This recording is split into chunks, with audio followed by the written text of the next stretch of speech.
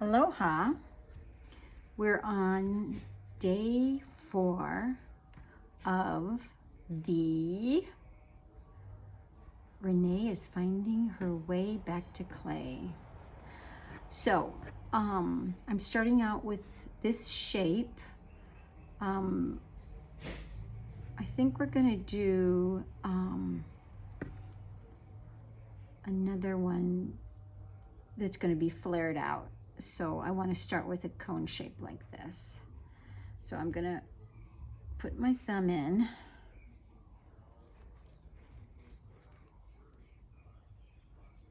And I want to keep the bottom pretty thick. Maybe this will have some bigger feet on it. So we're just going to leave that real thick. That's what we're going to do. Great. So I've got a hole here. And then this is a pinch pot. And normally you would use your dominant hand to pinch. So I'm just moving around and I'm giving little pinches, and then I'm moving up. It's almost like I'm moving around in a spiral. I'm starting at the bottom, pinching. I'm trying to use even pressure.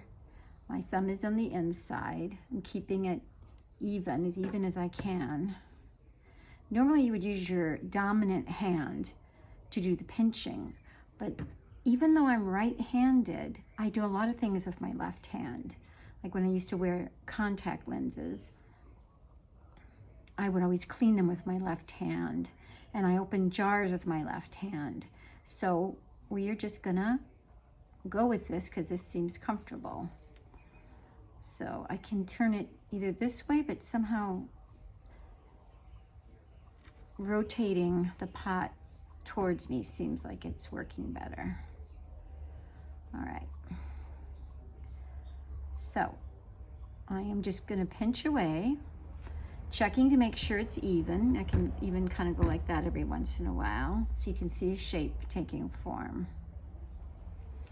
So these early days, I'm practicing talking, and I'm realizing that I have a hard time talking and doing things at the same time.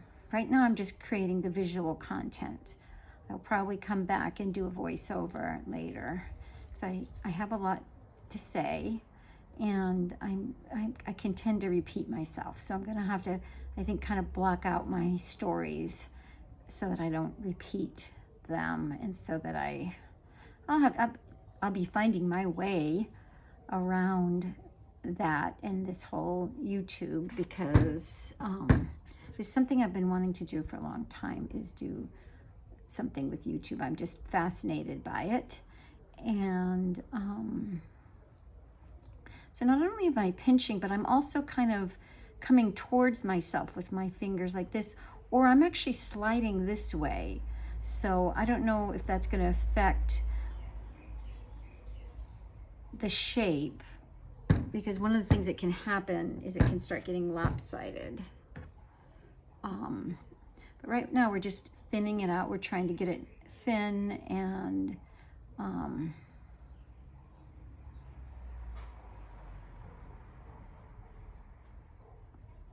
uniform. And by using even pinching, that's going to help us going round and round and round. So, I mean, this could be a teaching tutorial. Can I really teach something that I only learned how to do myself a couple days ago? But I didn't just learn a couple days ago. I've known how to make pinch pots since I was 14, and I took my first clay class. That's the first shape that you start with, is a pinch pot. And then of course I've taught a great deal of clay classes to adults and children, and you always start with a pinch pot. It's the most kind of elemental. But the class I took with Jaimie over at Icky Love, I never would have guessed that you would make a cup out of a pinch pot. I mean, of course, why wouldn't you? But to me, a real cup was thrown on the wheel.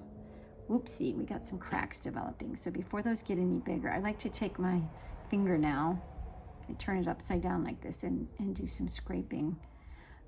Now you might be saying, why is that fingernail so long? Well, it's because I'm also I practice the ukulele. I've been playing ukulele for a few years, but very off and on. But I have high hopes, so I always leave this fingernail long in anticipation. But we'll have to see how that works out with the pinch pots, because this would be your main finger to go down, and I'll have to be using this finger or my thumb. Actually, your thumb is really what you use, but I'm giving it a try. I almost played ukulele today, but then I realized I hadn't made my pot, and I want to do that before it gets too late. So maybe I'll play ukulele later. Anyway, so I'm super jazzed and excited to be doing mugs out of a pinch pot. So there I was in the class, and then she said, we're going to make pinch pot mugs. And I was like, whoa, awesome. This is right up my alley. So I had a great time in the class. Jaimie's an awesome teacher. And met lots of fun people. It was just a fun time. And you're looking for something to jumpstart your creativity, her classes would be it. And I'll put a link below on how to contact her and get hooked up with the classes. Oops, we got some cracks forming again. The clay is very wet. We're doing a lot of stretching here. And our hands are warm, so they're drying out the clay. You can use some water. I like to use a wet rag, because you don't want too much water. You just want a little bit of water. Anyway, there I was on the way home from this great mug making class, and it just came to me. Make a pinch pot mug every day to jumpstart your creativity and get back to finding your way back to clay. My journey kind of began, when I was 14. In fact, I used to say on my quote resume, I first touched clay when I was 14 and fell in love and never looked back, which in a way was very true. Thank goodness I had clay when I was young, 14, tough times. It was very grounding for me. I started out hand building, and then probably didn't really get into the wheel. I did a little bit of kick wheel in high school, but we had a very limited studio, so it was mainly hand building. I actually took my first clay class in 8th grade, and my very first piece, I made an ashtray. It was orange. It was used a pie pan, aluminum pie pan, and I made an ashtray. I think it was going to be for my dad. I'm not sure. And I was in love with it, and I was just so enchanted, and I glazed it bright orange. Back then we were doing low fire ceramics, so you could get these super bright colors. You can kind of do that now with high fire, but we're going back. I'm going back quite a ways.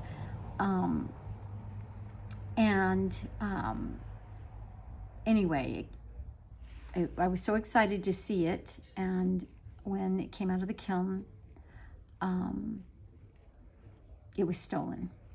I don't know, it seems like it was, I don't know if it was stolen and then returned, but I think it was just outright stolen. But I got to see it before it got stolen, and then I don't know, maybe the teacher wanted to use it.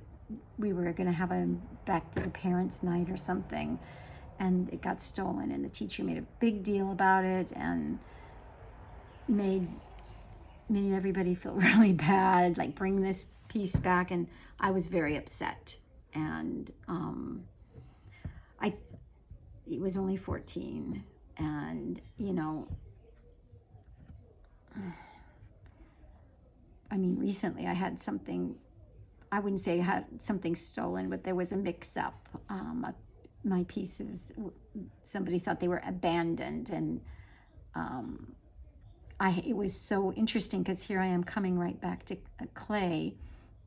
When I say I took a 24-year break, that was from my full-time, kind of gig of doing craft shows maybe once a month, and I was teaching 5 or 6 clay classes a week to kids, and I had another art program for kids that I was working on, and I was a very busy human. So then last summer I started taking clay classes locally here with a well-known local potter, Jeff Chang, and Kaneohe, and he has a beautiful shop in the Windward Mall. Anyway, what a privilege and just a gift to be able to take a class from him. So I started taking classes there, and that's where the mix-up happened with the pots. The seniors kind of got confused. Anyway, it was interesting how it brought up all those old feelings from 40, 55, 50 years ago. But of course now, being 64, it was like, okay, I'm going to take this as a big compliment. Somebody liked my work. And they didn't really steal it. It was just a mix-up, and they sold it at their ceramic sale. They thought it was abandoned. So I had ended up getting COVID and couldn't show up at the last class. And then they got mixed up and thought our class was over when it really wasn't. Anyway, that's seniors for you. And I'm a senior, so I can kind of relate. Anyway, back to the 14-year-old. I never stopped doing clay after I was 14. I was in 8th grade. Then I grew up in Half Moon Bay. Well, grew up in Indiana, and then we moved out to California when I was, 12 or 13, I guess. And then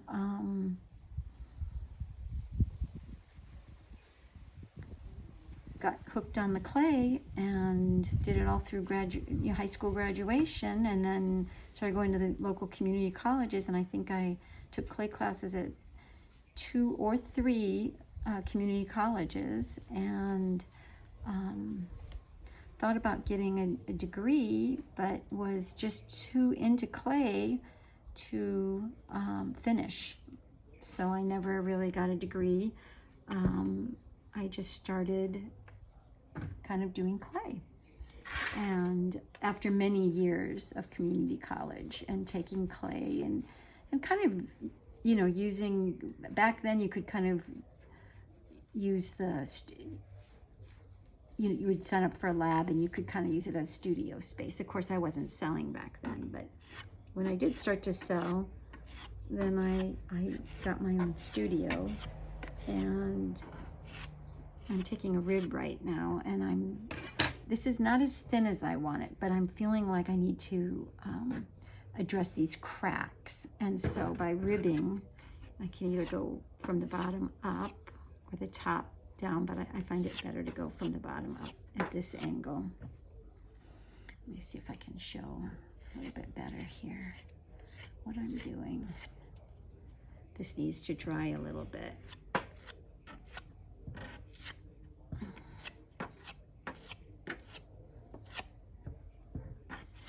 Anyway, where was I?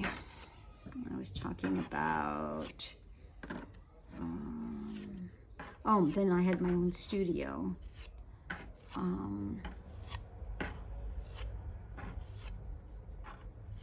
I had my own studio, let's see. I guess I had my own studio after I stopped taking classes at Foothill College. A group of us joined a co-op in Palo Alto, California, called the Art Factory, which is no more, but I was a part of the Art Factory for 13 years, and it was from the time I was, 1982, because I can still remember. I have a pot in my kitchen really nice bowl that I think has 1982 on the bottom. And I used that bowl to jury into this co-op anyway. So I was there for 13 years and it was a great experience. I learned a lot. I was kind of like my college. I was surrounded by older people and people who were very talented, and that elevated me and helped me reach higher goals, and it was just great. I have very fond memories of the Artifactory, and I stayed there until there was a fire, and actually that's not true. After the fire, we were able to stay there, but then I think they were selling the building, and then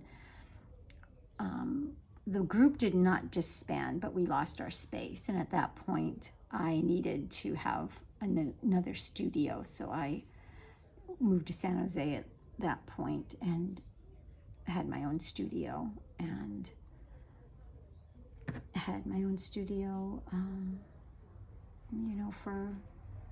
for a while. In all told, I would say I did clay professionally for from 1982 to maybe 90.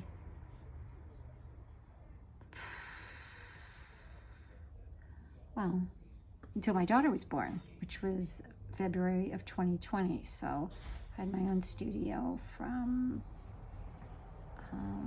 the Artifactory disbanded, let's see, 82, 92, 93, 94, 95, yes. And then I did clay until almost the year 2000, when I decided I was going to have a baby at the age of 40, and I did right away. This is coming along nicely. It's still pretty thick. I think I'm going to start making it come out a little bit. So now what I'm doing is I'm taking my thumb and I'm kind of sliding it up and thinning it out. And I'm going to go around and do that. And then I'm going to ease up because I don't want my lip to get too thin yet. So I'm going to ease up as I get, because the lip is actually a little thinner. But I'm probably going to do some carving on this. So I'm gonna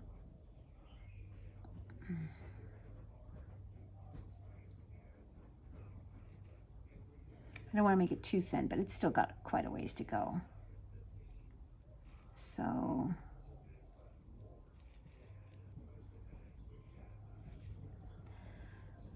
anyway, so then where was I? Oh, I took a break. I had my daughter, my lovely daughter, and focused on just being a mom. And I still had my business going, my first art class.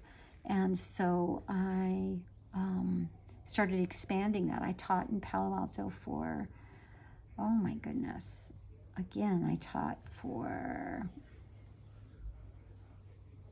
let's see, 82, 83, 84. 84, I started teaching my first art class.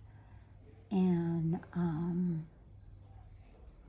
I got the connection from somebody at the Artifactory, a lovely woman named Elaine, and made that connection. And I did my first art class from like 1984, and then right before my daughter was born, a couple of years, so that would have been like 96, maybe 97, I started expanding the program and hiring instructors to teach the program.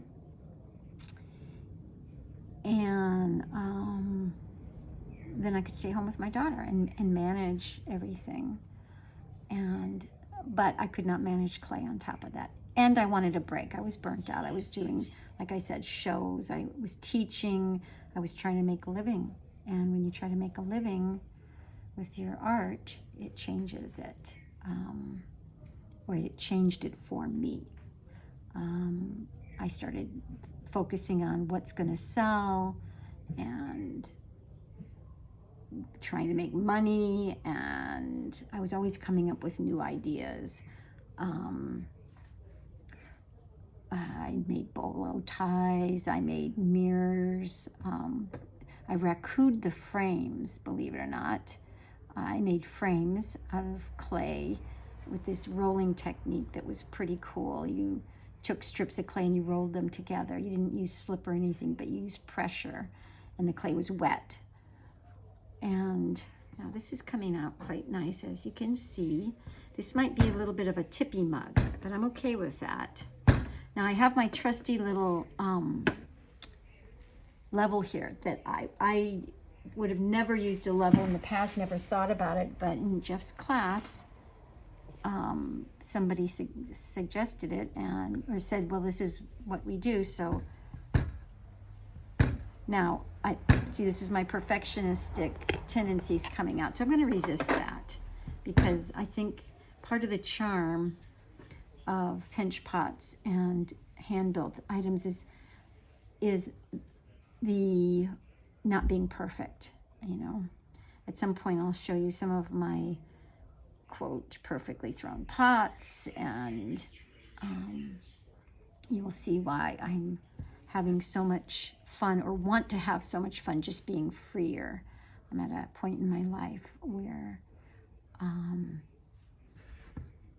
I don't want to be so, I'm trying to get rid of my perfectionistic tendencies. So this pot is having a little bit of a mind of its own. I feel like I'm really stretching the clay. Now, the big question is, should I use a heat gun? But it feels like it's drying out quite nicely. And I did some stretching over here. What area? That was here. So let's pick up where we took off. I'm going to stand up a little bit, because, so I'm kind of going like this. I mean, at this point, it's kind of by feel and what you feel like. I'm just enjoying just the running my hands over the clay and feeling the clay, and taking essentially a lump ball of dirt, clay, and turning it into something is quite magical. So I can tell you what this is feeling like is that it either needs to sit, or I need to get the heat gun and blast it a little bit, because if I keep going, it's not going to retain this beautiful shape. So I'm just going to go run and get my blow dryer. I am going to get a heat gun. I just haven't got it yet, but in the next couple of days, hopefully, or the next week, I'll have a heat gun, which isn't probably not so noisy. But let me get it. Okay, I've muted the audio, and I'm just going to spend less than 45 seconds blow drying this. As you can see, the blow dryer is kind of powerful. It's kind of moving around my tools. I'm just giving it a little blast so that the shape won't distort while I continue to pinch. And as you can see, I am still working on my perfectionistic issues. This is about as round as you can get, and here I am still futzing around. So that'll be something I'm working on in future videos, not being so perfect. Okay, let's check this out. Not dry enough, but definitely getting nice and thin, and the rim is going to get thinner, but kind of pleased with what's happening. This does take a while, because you can kind of tap it to get it flat. Oops. Actually, I'm not going to do that, because the bottom is pretty thick. I would say the bottom is at least a ½ inch, which seems thick to me. But I'm going to continue drying. Okay, so this is about 2 minutes worth of blow drying, condensed into about 11 seconds. Okay, and I just realized, okay, this back, this is nice. It's going to hold its shape. But I realized, you know, I better get that rim thinned out, because now I've dried out the rim, and this is prime time for cracking. So, you know, it may have to have a thick rim on it, but we're gonna give it a little try here and see if we can get it a little bit thinner. And I'm super surprised that I'm really using my left hand a lot, because I would have thought I would be using my right since I am right-handed. But what would be great is to switch off so that I don't overtire if I have that ability. So we'll give that a little try, but I'm much more comfortable. So since I'm doing some finishing work, I'm going to go ahead and use the left hand, since that seems to be working better for me, or it feels more comfortable somehow. There's a little crack.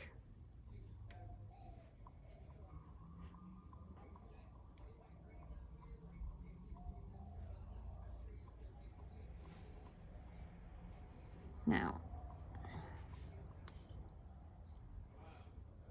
okay, so we got some cracking going. So we're going to just, the smallest amount of water. You would think, oh, cracking, add water, but water has this way of making the cracks bigger.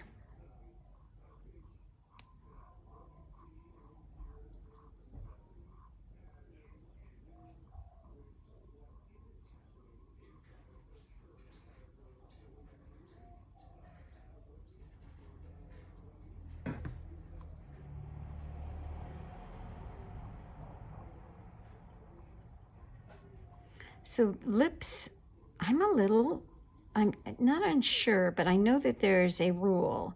It's kind of like the lip either comes in or it comes out, but not too out. But I actually really don't, I really don't exactly know. But you know what? I think we're getting close to the end here. I'm going to work on the lip again a little bit more and really work that so that it doesn't crack, and then I'm going to be done with the lip. And then it's time to start working on the bottom, the foot, because of course something like this would be super, even though it's thick, and that's not what I'm looking for. I'm looking for a nice foot of some sort. That was always my demise with throwing.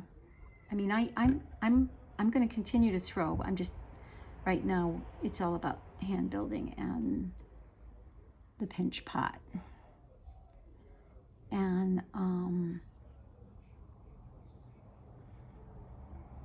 but, so when you throw here, you got this great pot, right? So there's so many steps in pottery. I hope this isn't coming across negative, but there's so many steps in pottery for things to potentially go wrong.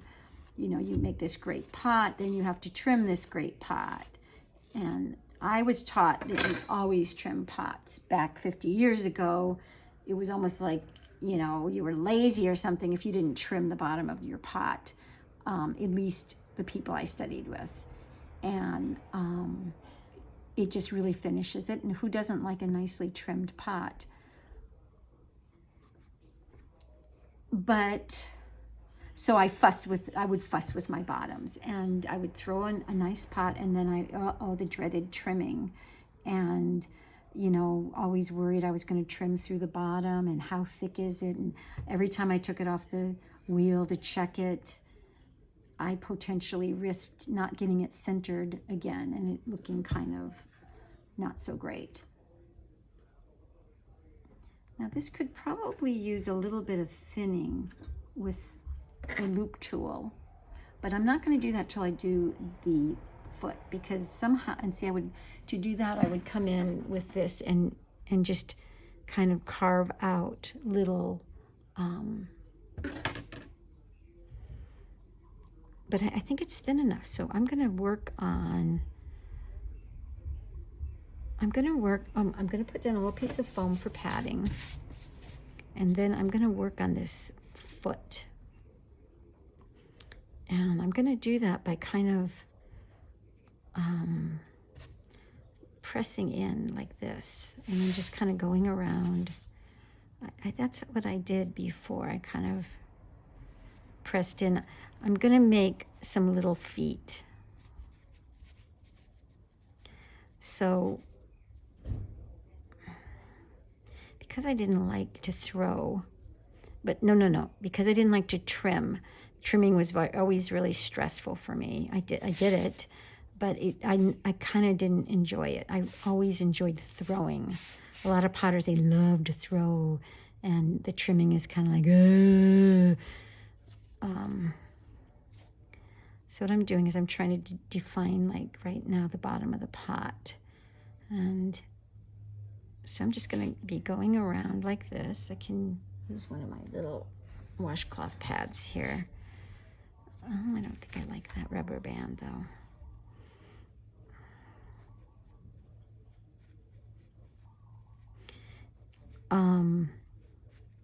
Anyway, so sometimes I would mess up my foot, so then I would just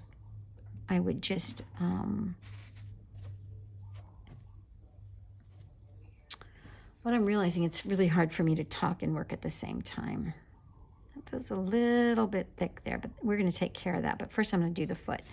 But see, now I need to do the foot, and I'm getting all geeked out on how to do it. So, oh, let's try this. I haven't tried this yet. Now, see, there's that long fingernail. So let's try. Now, see, for some reason, my left hand is not as... So let's try our baby finger. I'm just going to press down. I'm going to try to press out a foot. And I kind of think I'm going to try, because this is so thick, I think we're going to try to flare the clay out. I don't know if it's too dry or not.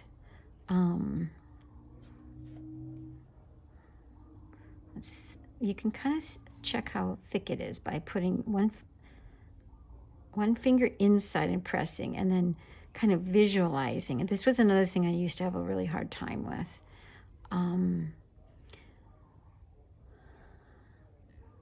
Yeah, I'd say that's about half an inch thick, maybe 3/4. Anyway, oh, well, I could carve this out, but I want to use the extra clay. Oh, look, let's try using the back of our fingernail, my fingernail. I'm used to saying R because I'm used to having like a teaching company, and we're all in it together.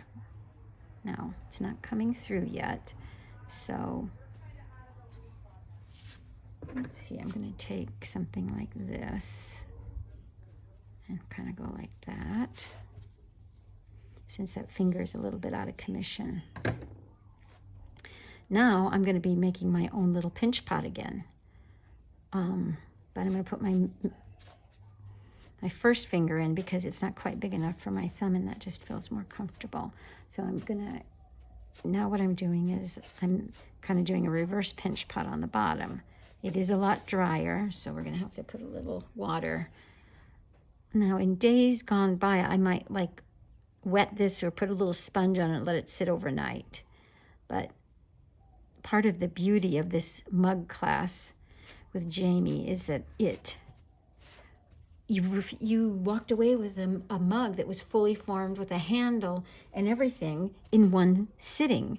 And that is not really how it works in the mug world, especially when you're throwing mugs. When you throw a mug, it's super wet. So unless you get out the hair dryer and the or the heat gun or the torch, and to me that just seemed more work. So I would just cover things up, put a little damp paper towel on, and come back the next day. But anyway, in her class we use a heat gun for not very long, and boy, we put those handles on, and then we did some carvings, and it was just delightful. And it gave me a whole new idea and way to make mugs. And I love the freedom of just sitting down and making the mug in one setting. Of course, I don't know if you can see what I'm doing there.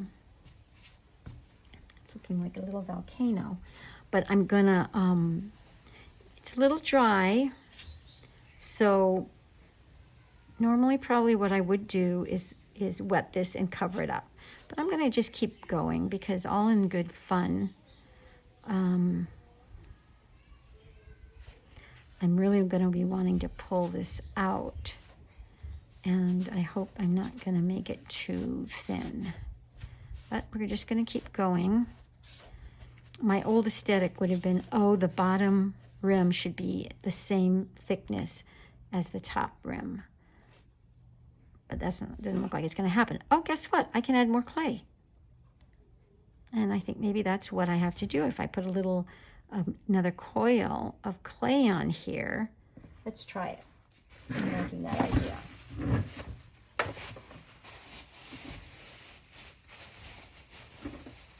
So that's a nice, got some nice soft clay, but I've got to get some other clay.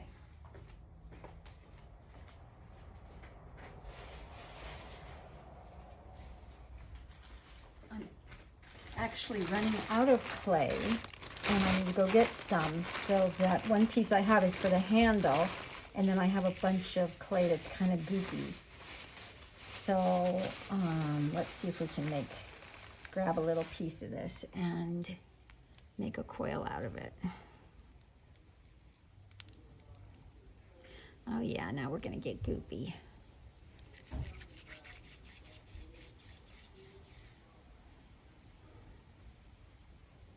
But I want it a little goopy because I want, let's see, we're gonna think about this. Well, we're just gonna, this is real goopy. So we're gonna like pretend it's kind of got slip on it. Then we're gonna take this and score it. Put a little water on. Some people would put slip on, but at this point I'm just gonna put water because we've got, our clay is really soft and goopy, and so we're just going to form that right over that. So what I'm kind of doing is putting a coil, which is a whole method on its own, a coil on top of here, and then I'm going to pinch it around. And ideally the coil is the same thickness, but being a little bit relaxed about this. Let's see what we get. So I'm going to gently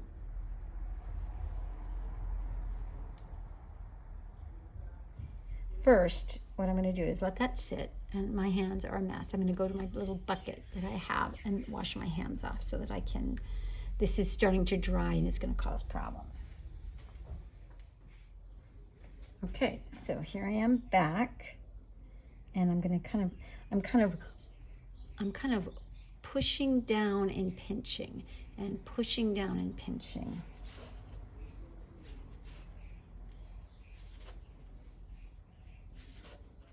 And then, you know what? I am going to have to step away from this because this will be too wet. Well, maybe not. Let's not get ahead of ourselves. Let's just keep on the trail here.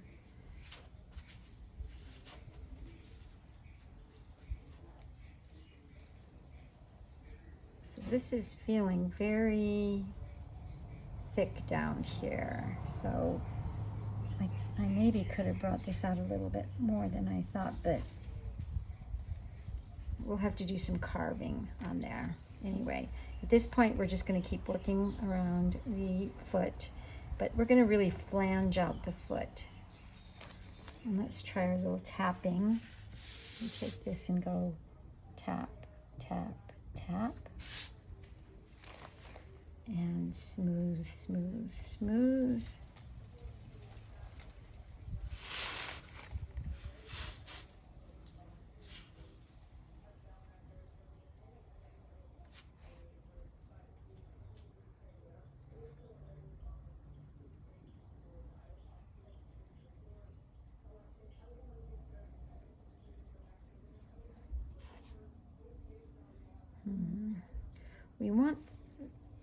We want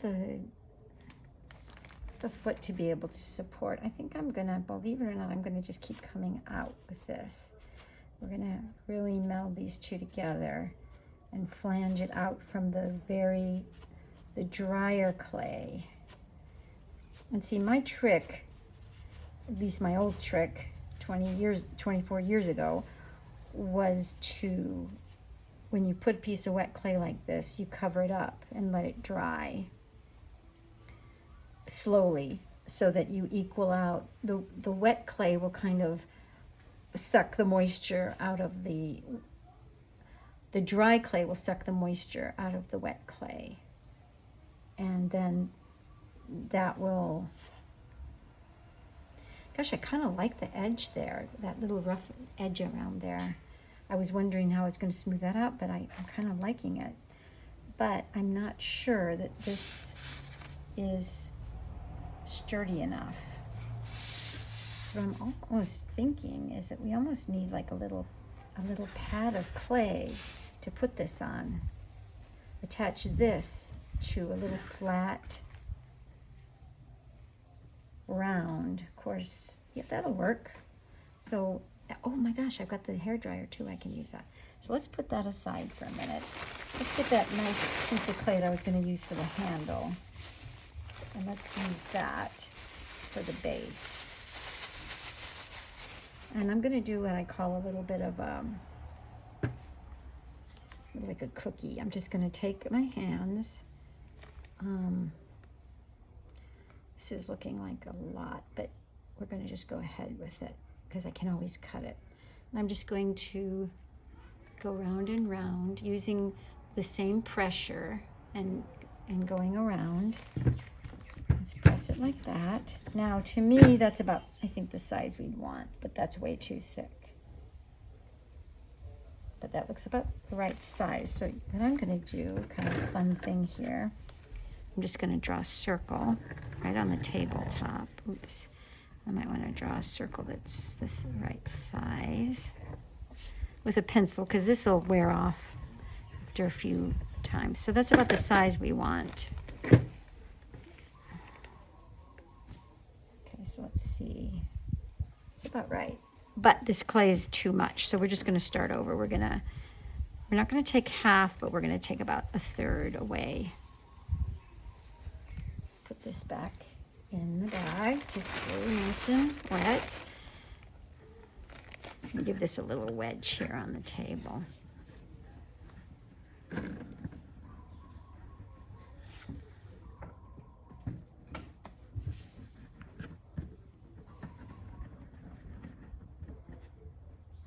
This was pretty much wedged before, so I think we're okay. I'm just kind of doing this to get the air out a little bit. This might still be a little bit thick, but we're going to give it a try. We're going to do our little... I don't think I took enough off. So before the clay gets too dry, we're going to take off another. Let's try that. And let's...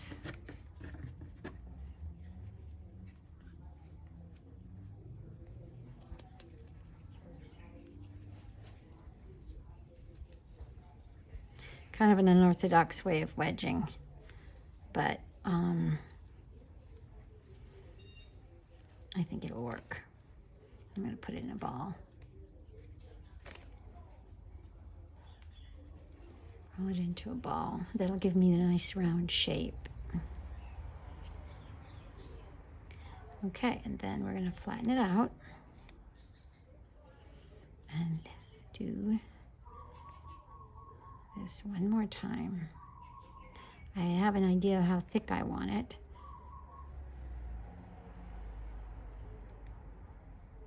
And we can smooth those out now, or we can just wait till we're done. So I'm going to smooth it out. We've got quite a ways to go, which is good because this is very thick and I don't want it that thick. Although I'm kind of thinking, what about if I make it look like a little bit of a saucer and put a little bit of an edge on it? Okay, so we still have quite a ways to go, which is good because this is too thick.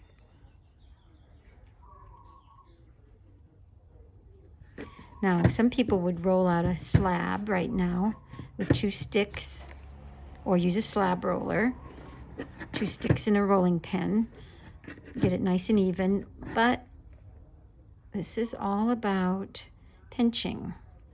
So I am going to continue pinching. So this is what I'm going to do.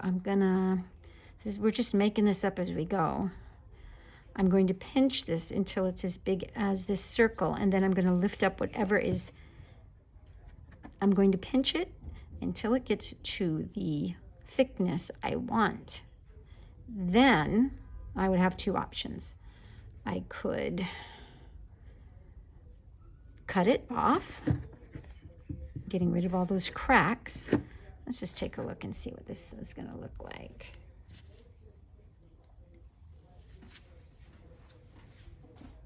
Oh yeah, I'm digging that. Okay, so let me see if I can show you guys what that's going to kind of look like. I just am feeling like, I mean, is it a little possibly impractical? Well, maybe. But, you know, remember, I'm finding my way back to clay, and so anything goes. My work that I did before I stopped, my last show, I was 7 months pregnant in December. The women's show up Fort Mason in San Francisco, and I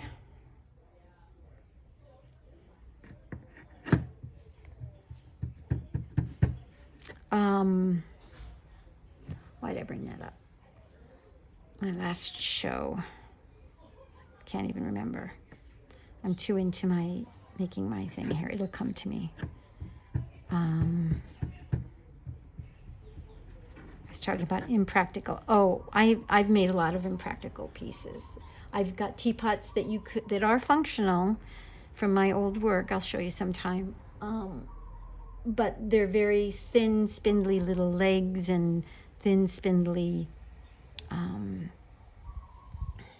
handles, and they're quite whimsical. So I do know about whimsical. So that couldn't work. I don't think. Let me see. I even kind of like the cracks. Let's take a look at that.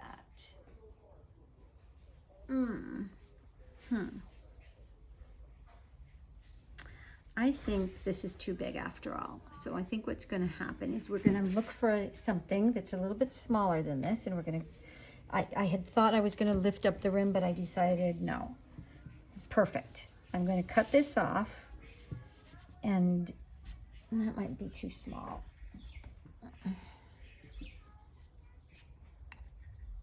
Oh, look at that. They're both the same size. Here's another lid. I like to kind of collect plastic lids because I find them really handy. Oh, I could just actually cut that out. Is that what I want to do? Let's do it. Why not? Okay. Use our needle tool. Uh-oh. Oh, it's coming right up. That's lucky.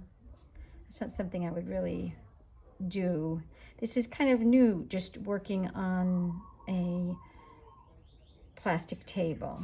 I'm used to working on canvas tables. That's what we used to do, is work on canvas covered tables. Talk about a dust trap.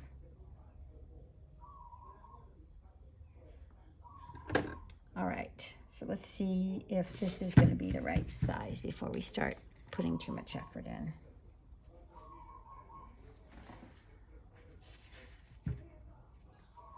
I am not sure I'm liking that idea. I'll show you. Oops, I'm kind of out of the... I'm not sure I'm liking this idea after all. I'm feeling like it's not giving me the look I'm looking for. But what I am feeling like is that if I put another coil around here, that might do it. So let's give it a try. And I really want to keep the kind of rough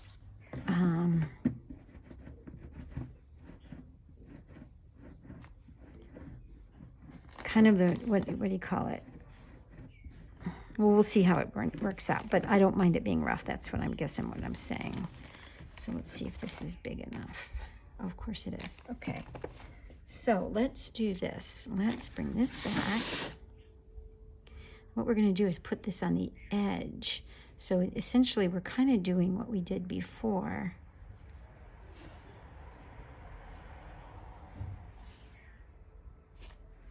And that may give it exactly just a little bit more stability for what we're looking for. Let's go ahead and do it. I like that idea. So what we're going to do, let's move this out of the way, and I'm going to put some slip on here.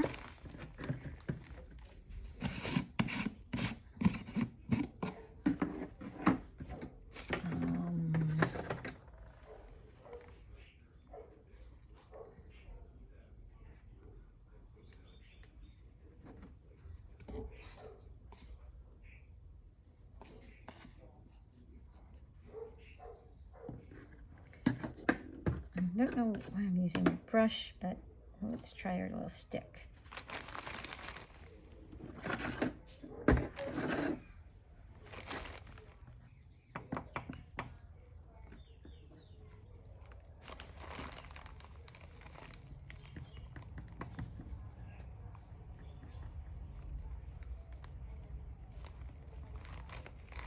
We learned this on the last cup. This is cup number 3. On cup number 2, I did this spiral on the side of the mug, and I did 2 spirals, one on each side. And the first one came out, I put the slip on the snake, then I put the slip on the pot, and then I figured it out. You know, that's not how we do it, Renee. We do it this way. The way I'm doing it now. So give these some deep scratches. This is kind of like, you know, how you would, if you want something to adhere, like paint to adhere to a cabinet or something that isn't, you know, porous, you would rough it up with some sandpaper. So that's kind of what we're doing, except in a more extreme manner, because we want these 2 pieces of clay to really stick to each other. So in a perfect world, we would do this on both surfaces. But because we're doing, well, you know what? Actually, why not? Let's do it. So I'm going to go around the outside edge. So that's what I'm going to do, is I'm going to do the scratches kind of like this. And that clay is still pretty wet, which will actually work to our advantage, I think, at this point. I was worried about it before. But see, here I am, you know, trying new things and not being afraid of messing anything up. And I can feel the difference when I was younger and I did clay and I was nervous and worried about making mistakes and worrying about doing things the right way. But we're not going to worry about that anymore. We're going to let our intuition guide us. Feeling like I'm really trying to tap into that. You see the little lines I'm making. Now we could put a little water on here too. And, you know, that might... You got to be careful with water though, because it can make it slippery and not really want to adhere. So we're going to just... This is going to be our little tail. No, we're going to cut a little bit of that off because I saw, and then we're going to give it a little pinch to make it cute, like a little tail. Okay, now this is going to go right on like the rim. See how I'm moving that? Let's put this back a little bit.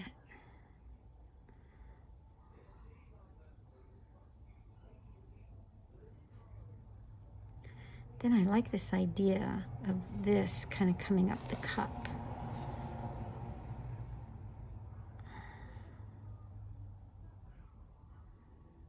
So we are gonna, ooh, that's nice. But what we're gonna do is I am gonna pull this back and we're gonna put a little bit of slip in there.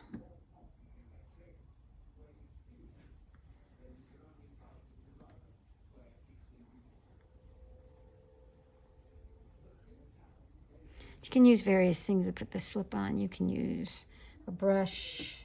You can use a little stick. You can use a pencil. You can use a needle tool, a fettling knife. Anything that just feels comfortable. Or I'm used to usually whatever's handy kind of thing. There's a little bit of scratches because this is, I want this to really stick and not break off. Okay.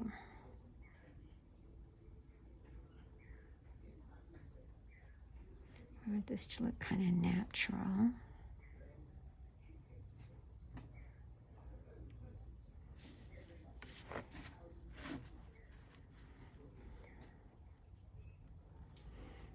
Push that in. You're kind of pushing and shimmying it from side to side to really get those to stick together. Well, that's just downright fun. There's no other word for it. Okay, the big question is, on this foot, is it big enough? I'm going to take a look at it this way first. Oh boy, not very... unfortunately, I am going to get out that, let's see.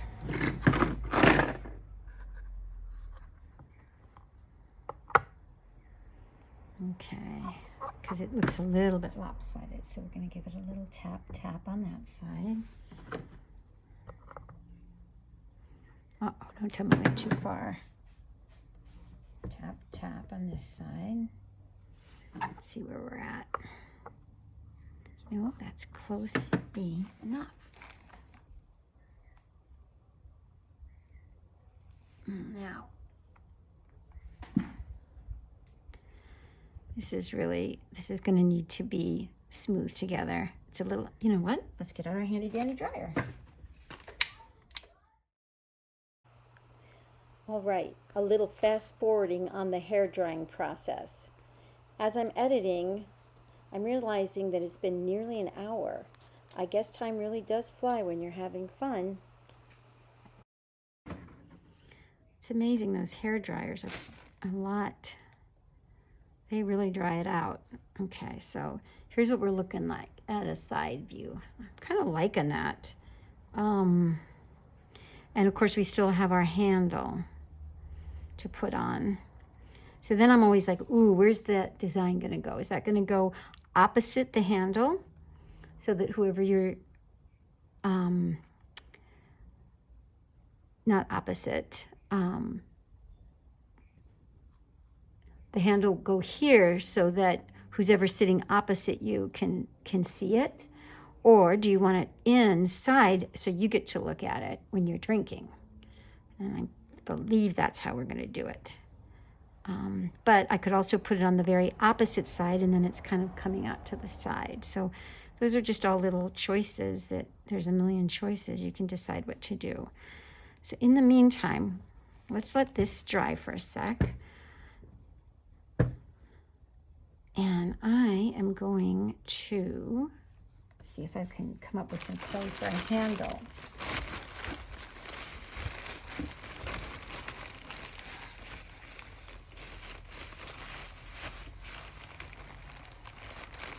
Okay. So this is super unorthodox. I'm taking this really wet clay, and we're just going to knead it around for a while. Maybe I can tell you a story while I do this. So where was I in my story? Oh, I think I was talking about my first art class and how I started managing it so I could stay home with my daughter. And motherhood, well, motherhood isn't what stopped me from doing clay. I was tired of doing clay. I was tired of what was feeling like a rat race. I was tired of, I came up with this cute little idea for a wedging board. Here it is. Because I really don't have a bona fide studio. I don't want a bona fide studio. I'm just creating a little space here to have fun. But I thought, oh, this is kind of a neat idea. I'll just use a piece of cardboard to wedge on, you know, because I'm using just little bits and pieces. Anyway, back to the story. So see, there's an air bubble right there. See that air bubble? That's why you wedge clay, is because of those things. If that air bubble gets trapped, it might explode your piece. So wedging is very important. Wedging is a little bit tricky. We're kind of doing a cone shape here. Some people do a straight on wedge. I always did kind of a side cone. So we're going to give that a nice wedge while I finish my story. Anyway, so I started getting the idea, I think maybe I do want to have a baby after all. I wasn't sure. I had this artist life going on, and I didn't want to cram a baby into a very busy life. But then it just, I guess it's that thing they call your biological clock started ticking. And at the age of 39, I decided, you know what, I do want to have a baby. And my husband was on board, and we got busy, and I was pregnant a couple weeks later. And that was pretty phenomenal, considering that I was 39 years old. But I took it as a sign it was meant to be. And I was needing a break from my hectic potter's life. And I decided to take a break, and I managed my art business while my daughter grew up.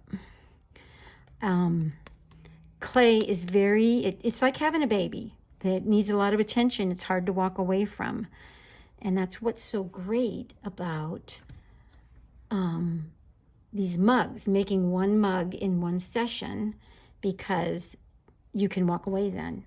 But if I only half finished the mug, then I would have to come back tomorrow and check it. Is it dry enough to trim, or, you know, yada, yada, yada. So I gave up clay while I raised my daughter, and loved it. And didn't miss clay at all. Remembered how, you know, hard it was, and how it would be real difficult to do both. And I was tired of the rat race. Okay, so I'm kind of wondering, do we want to do a pulled handle on this, or do we want to keep this little coil situation going with, let me think about this for a minute. Like I said, I have a hard time thinking and creating at the same time. I don't think I want to do a coil, but I do think, oh no, we could do a little design on this. This is going to need some definite cleaning up. Let's try pulled handle. Let's do it.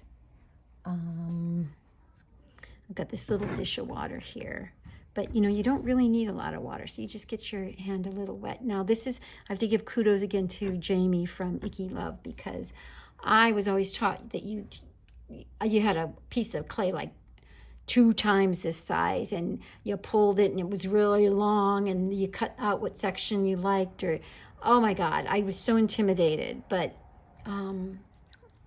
we did pulled handles the other night, and it was awesome, and used a lot less water than I usually use.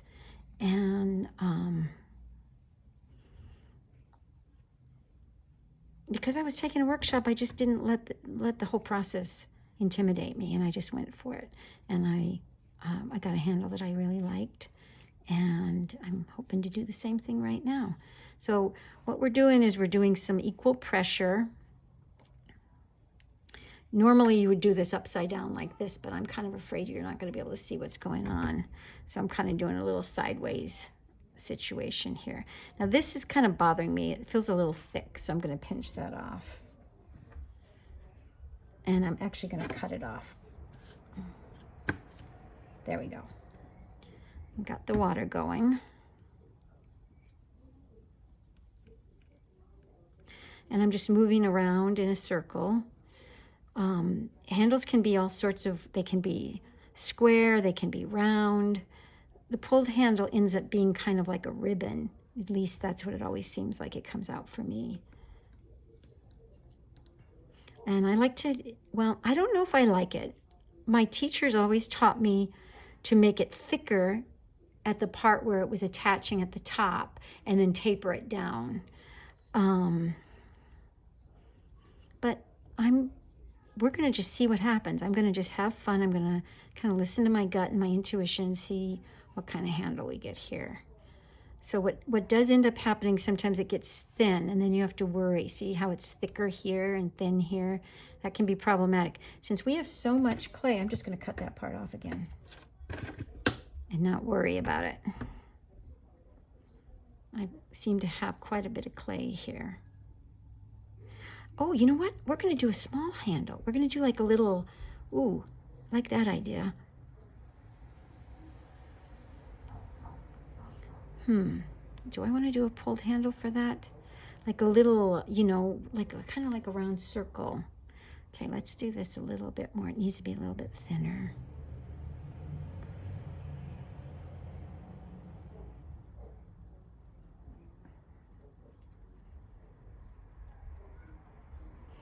Now, let's try this.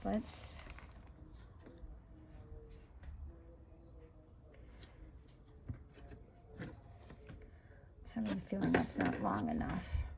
See, here it starts. Okay, so what we're going to do is we're going to make this a little bit longer. So we can always cut it off.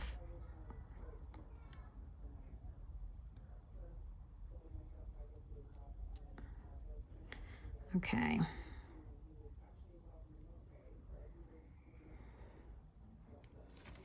Let's put this like this. Let it kind of sit there for a minute. No, I am not feeling this. I'm not feeling this. You know what? I'm not feeling, oh, I know what we're going to do. We're going to cut it off up here and we're going to save it. Maybe we'll use it for tomorrow or something. Let's try that. Let's cut it. Let's see, fettling knife is my big knife. Somewhere, I am a very messy worker. If you could see this off camera, you would see how messy this is. Just cut off right there. See, sometimes I angle it kind of like, here's a side view. And then I could come over here and theoretically, see, it could attach and then this part would come around.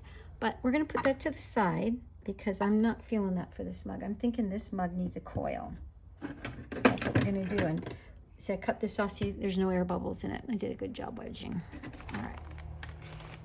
Okay. Another little break. I'm going to wash my hands because they're all dry and cracked and feeling icky. All right. So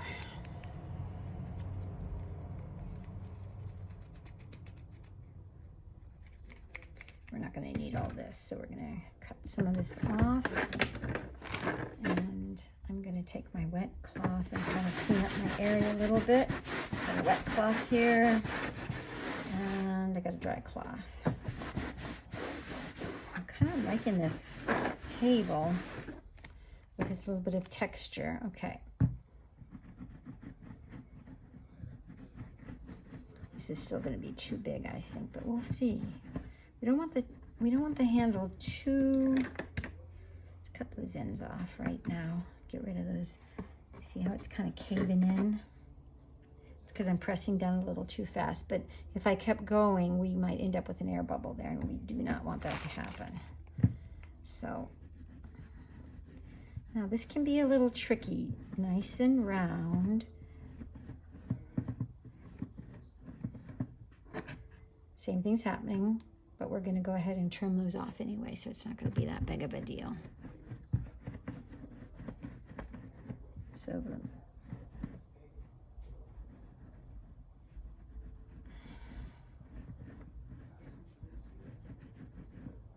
trying to keep it as even as I can.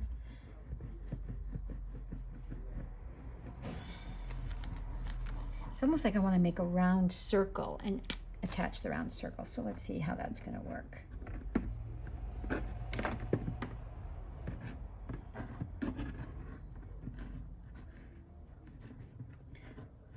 One of my things is I want to make sure my handle is big enough. Oh boy, is that base big enough?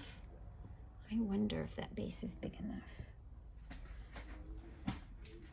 Let's do a little bit of radical thinking here.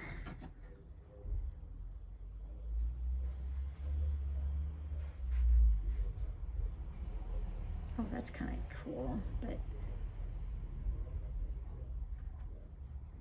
I want this big enough. So let's see.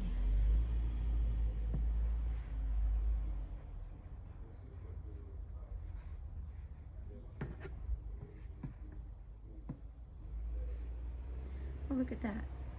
Would that be too awkward to make a... We want that to come all the way up. What do we think about that? That seems awkward. I'll just tilt it this way. Is it awkward? I have to think about this. Yeah, gosh.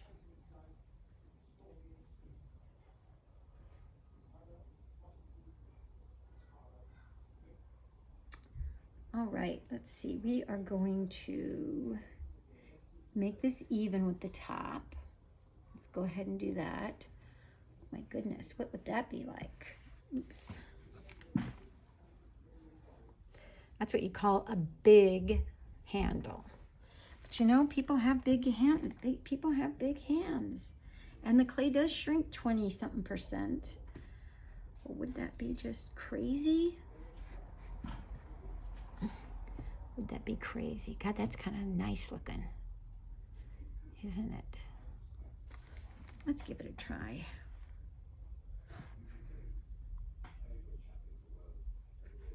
I think we might need some more of these little friggles coming up. All right, let's see. Okay, so what we're gonna do,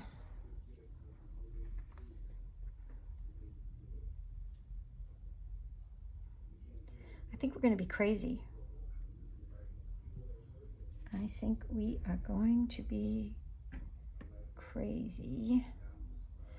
I don't want this to come higher than that. So what we're gonna do is we're gonna do a little outline of the handle.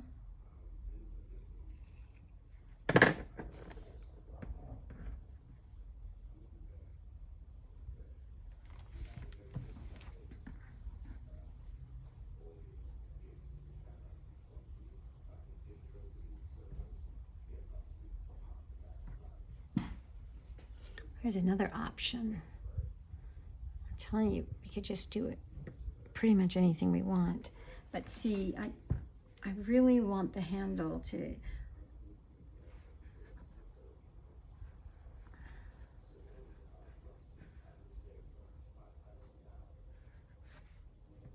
There we go. I think we're going to bring the handle in a little bit. Enough to get our fingers through there, but... All right. I'm going to take a little break and we'll be right back.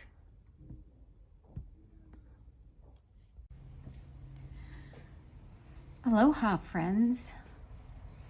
So this is mug number 3. And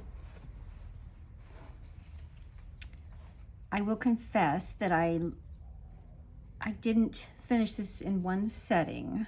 I started to do the handle and I just realized I was just too tired. So I have the mug body, which has set up nicely. I'd say this is a little bit leather hard, but maybe a little softer than leather hard. The handle is still a little bit soft, but it's holding its shape. And I made this handle also, this is a pulled handle, but I already know that's not going to be an option because I don't like the way it looks. So I'm going to use my coil handle, and I already drew some little lines here. So the handle's going to go like this and looks something like that, and I think that's kind of cool. So hopefully the mug won't tip, because that's what happened with my last mug. Is I put a handle on and then it tipped over, so then I put another handle. So I guess that's what we'll do if we have a problem. So this is all on the journey of finding my way back to clay. So we'll just have to see how it goes. So today I am going to put some slip on both edges because I want this to really stick and not have problems. So we'll put a little bit of slip here on this part of the handle. Well, actually the whole handle. We'll put it on wherever it's going to touch the body of the pot. So that would be all of this and this area as well. Then I'm going to let this sit for a minute, and we're going to come between my two pencil lines and put some more slip. Now, some people use water and scoring, but I'm kind of old-fashioned since I've been doing clay so long, and sometimes I just use water and scoring, but today I'm really feeling like I need to give an extra little slip. So I'm not quite sure where to put this slip, but we'll just go ahead and guess that it's going to go about there. All right, and I can see that I'm gonna just put a little bit more slip. Why not? Up here, we can always take it off.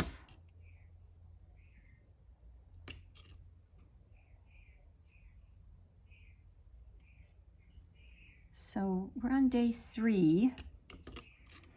I should say mug 3. That's a little bit more accurate. I've been wanting, I've said, oh, you know what? I should start out with, I should do a mug a day. And that would be great. Make a challenge, but that started feeling like too much pressure. I'm going to shoot for 1 mug a day, but I'm not going to be upset with myself if I don't get one. This was technically, today would technically be day 4. And so I should be, let's see, Friday, Saturday, Sunday, Monday, Tuesday, Wednesday. No, Saturday, Sunday, Monday, Tuesday, Wednesday. Right, today actually would be technically day 5. Is that true? Saturday, Sunday, Monday, Tuesday, Wednesday. Yeah. And this will be the 3rd mug I've completed, but I have another one in progress that needs a handle.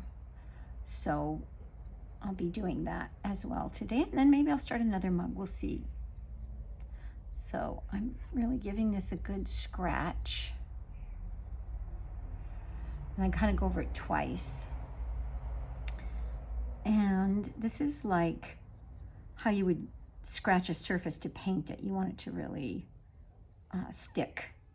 So it's almost like this is big sandpaper that I'm doing right now, like I would do on a cabinet or something. If I was going to paint it, I would have to rough it up with some sandpaper to make adhesion better. Okay, so we got that piece. That's going to sit here. And now we're going to come back here. And I'm scratching pretty deep, but you can't see because I've got so much slip.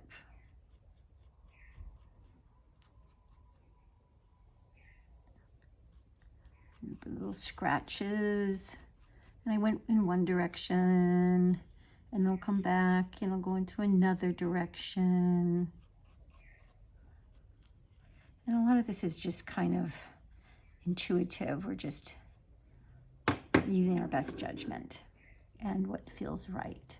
So now I'm not sure if you can see how I'm putting these two together. I think you can really well. We're going to try to position this.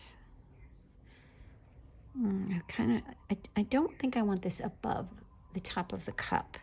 There's a rule of thumb that the handle should never go above the top of the cup, and I think I originally am lining this up down here. So I'm pressing and giving it a little back and forth motion.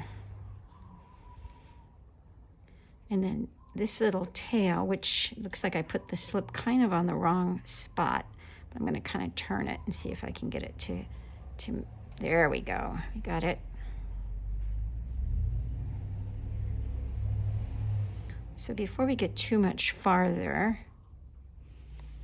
I'm going to set it up and see if it's too tippy. Guess what? It's not. Happy with that. Okay, so now we have to do our finishing. And yesterday I was kind of excited. I was like, ooh, I'm gonna make these like snakes coming up like all around on the cup. But at this point, so we're gonna let this slip dry a little bit. And while we do that, I'm going to do some finishing on the areas that I did yesterday, which is right in here. I like to keep a little wet towel. I don't know if you can see that. It's just damp, and that's what I use to wipe off my tools to keep them kind of clean. So now I'm going to come in here like this. We're just finishing at this point. So yesterday I was kind of excited. I was like, ooh, I know what I'm going to do. I'm going to make these little snakes coming up. But then today, I'm like, this mug might be a little dry for that. Plus I'm running low on clay, and the clay I have is kind of soft, so I'd have to wedge it up. Well, you know what, so let's just explore the ideas. That's one idea. I may make some more of these little snakes coming up. But the other idea is I will incorporate some of my carving that I've been doing. Before the mug, before my magic mug idea of just focusing on mugs and see what happens, I was doing a little bit of clay at the local senior center, and I was wheel throwing, and I started doing these carvings on pots, and I got real excited about it, and have been doing it, but we're on a little bit of a break, and so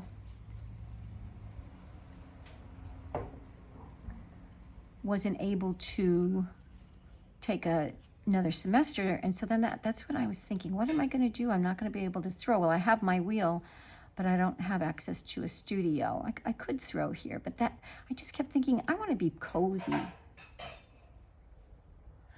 You know what? I did decide to do a little taping, honey. Okay. Are you making your lunch? Yeah, I'm going to just make a boca burger. Okay.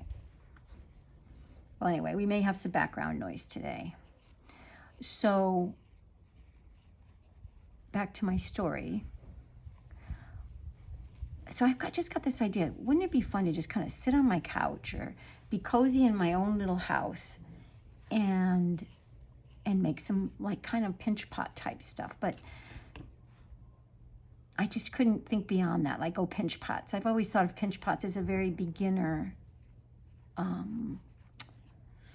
just a very beginner kind of technique. But that's just my own limited thinking that was thinking that.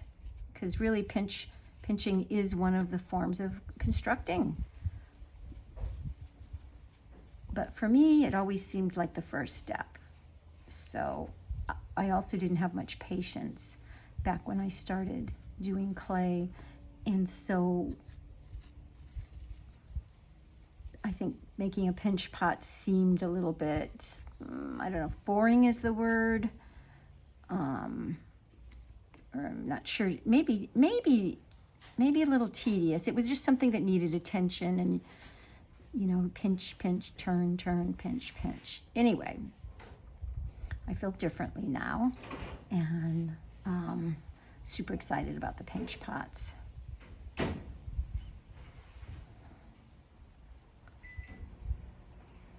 So, not sure where that conversation was leading. You make sure I've got this flat. Yeah. Okay, so I've kind of smoothed the bottom out, and I'm gonna make it a little smoother here with my finger. The clay is really at the perfect, what do you call it, temperature, not temperature, drying, it's at the perfect drying level, so that it's not gonna move too much. It's gonna move a little bit, but I can really get in there and smooth and finish it off. So now I'm gonna work on, kind of work on this part right here. No, I'm not, because I like that line. I think I'm going to leave that line, but I am going to work on the area between this outer foot and what I call the inner foot. So let's do a little smoothing there.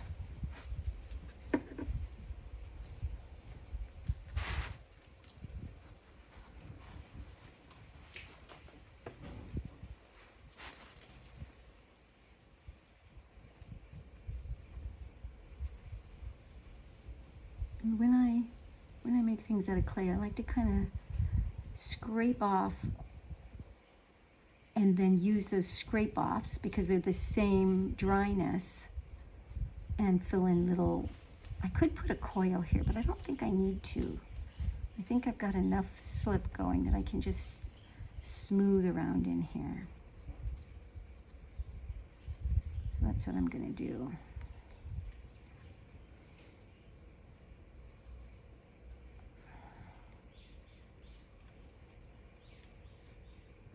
This is coming out pretty happy with this.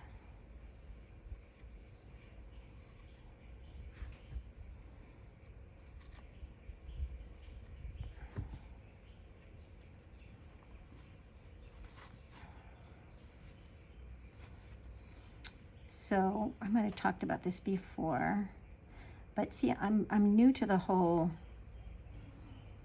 YouTube / Instagram / TikTok. I'm not really sure, but I think I have been watching a lot of TikTok lately against my better judgment, because I hear all these stories about how China is mining our information, which could be very true. But I have to say I'm a little bit addicted to TikTok. I'm really enjoying all these little shorts, especially the artistic ones.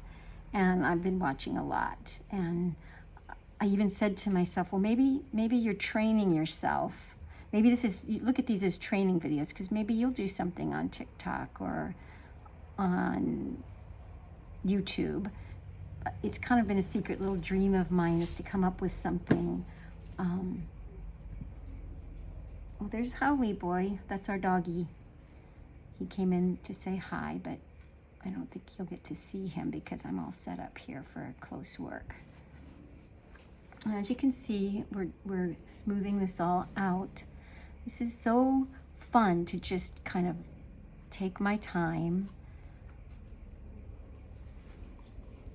and finish the piece off nicely.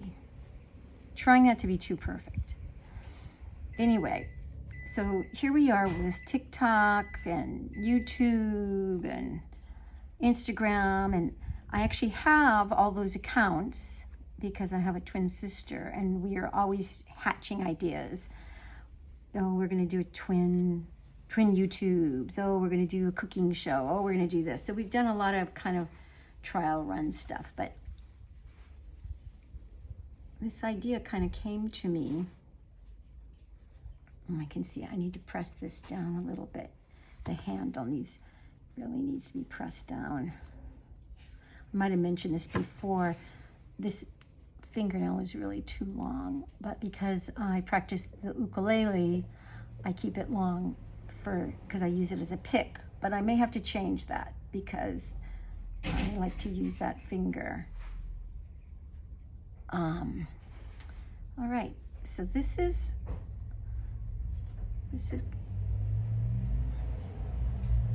I need to go check something, so be right back. Aloha, my friends. I'm back. Still working on mug number 4. I took a little break because I wanted this slip that has oozed out to dry up a little bit, and it has. Plus, I realized I needed to eat lunch. I was really starving, so I made myself a nice salad. Anyway, let's continue. I'm gonna smooth all this out around the handle. And I'm gonna try to remember where I was in our conversation from the last video, or it may be just a continuation. I haven't decided yet how this is all gonna work. Am I gonna make some shorts? Am I gonna do long YouTube videos? It's all just evolving as I do it, because the main point is bringing myself back to clay after a long break. So we're gonna just smooth this out. I'm gonna take a little bit of this and kind of fill in over here, because that just a little bit of a gap. Why not? I just like using up all the little bits too. It's kind of fun. Now this could be a little bit even drier than it is, but it's okay. But so what I'm going to do is, while that dries, I'm going to work on the handle a little bit. I kind of like the texture, the cracks, but sometimes these cracks can be problematic. Like a little bit for texture is good. Like I have some cracks on one of the, I think it was mug number 2, which was kind of intentional. I just squeezed the handle and I left the cracks. But on this one, we're gonna smooth it out a little bit. So we're gonna come in here, hoping everybody can see that. I'm gonna push this up just a little bit. I haven't decided. I sit down for part of it and I stand up.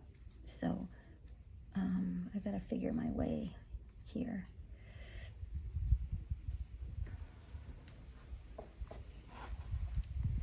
Anyway, in either the beginning of this video or the previous video, let's call it that, I was talking about what brought me to this idea of making a mug day, or putting my focus on mugs.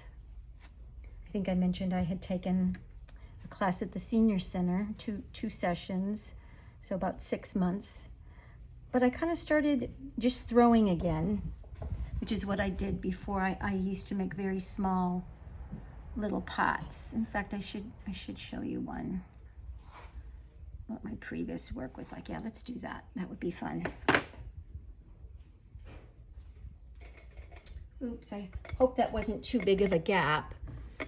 I guess I could edit it out. I'm gonna push this to the end. So here's some of my old work. A little bit dusty. I got it off the bedroom shelf. And I was making, this is the museum tacky stuff to keep it on the shelf. I was making this work, well, let's look at the bottom, 1999. So this was at the end of my black and white universal bowl journey. I was pregnant with my daughter, and I was doing a lot of shows, and not a lot, one a month maybe, and I belonged to an artist co-op. This is a nice little covered dish. These are highly decorative, inside and out. This one is 1999 as well. They're probably all 1999 because that's the last show I did. Now, I said I was showing you these for a reason, which I'm not sure. Let me think about it. Well, that was the last year I worked in clay. So 1999, that's like 25 years ago. And I had my daughter. And I was kind of tired of doing clay. I had been doing clay. Well, I took my first clay class when I was 14. And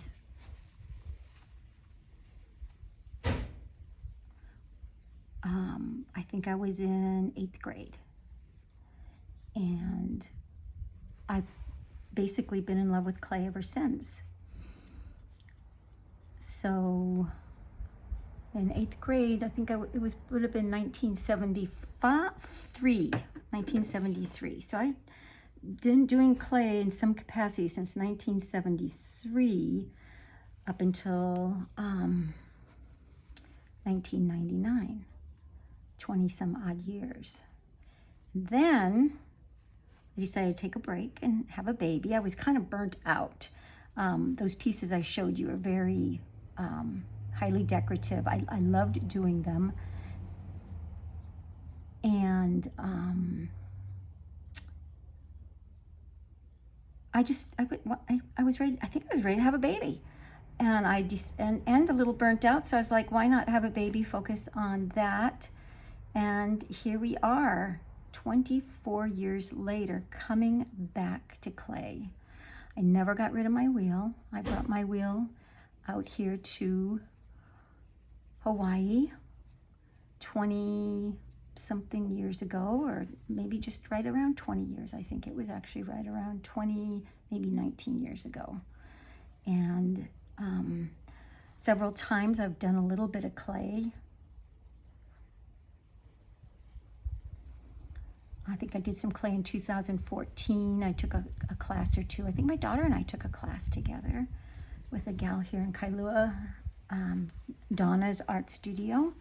I did a few pots, but it was just kind of a class. I was like, no, I'm not going to get back into clay because you have to baby clay, and I already got a baby by that time. She was an adolescent, but we're coming into that. And but I was pretty much focused on my daughter, and then my art classes for kids, which we'll talk about another time.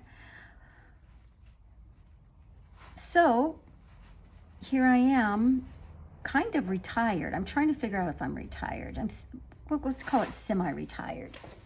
And finding, retirement is a whole new thing, right? So I got to find out what I'm going to do in my retirement.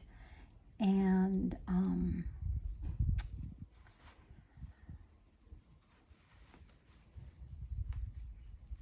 we will save that whole long story of that, but let's suffice it to say that somehow it popped into my head that maybe I should take a clay class.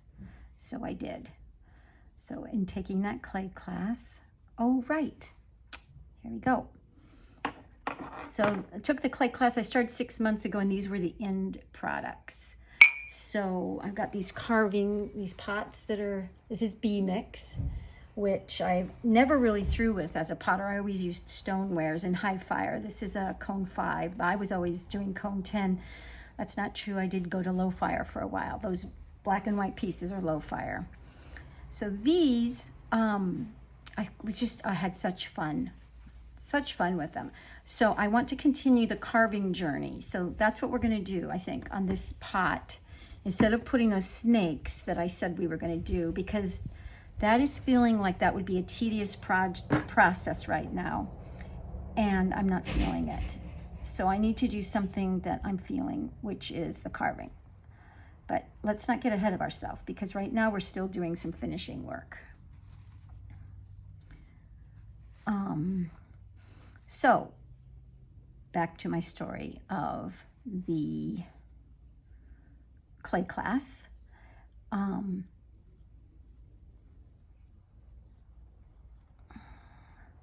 Now, how did that work? I think I went to Traditions Coffee, which is a new little, well, it's not new, it's been around for about a year, but new to me. Somehow, that is not how the story goes. This is how the story goes. A girlfriend and I, Lucia, were out. let's start that over.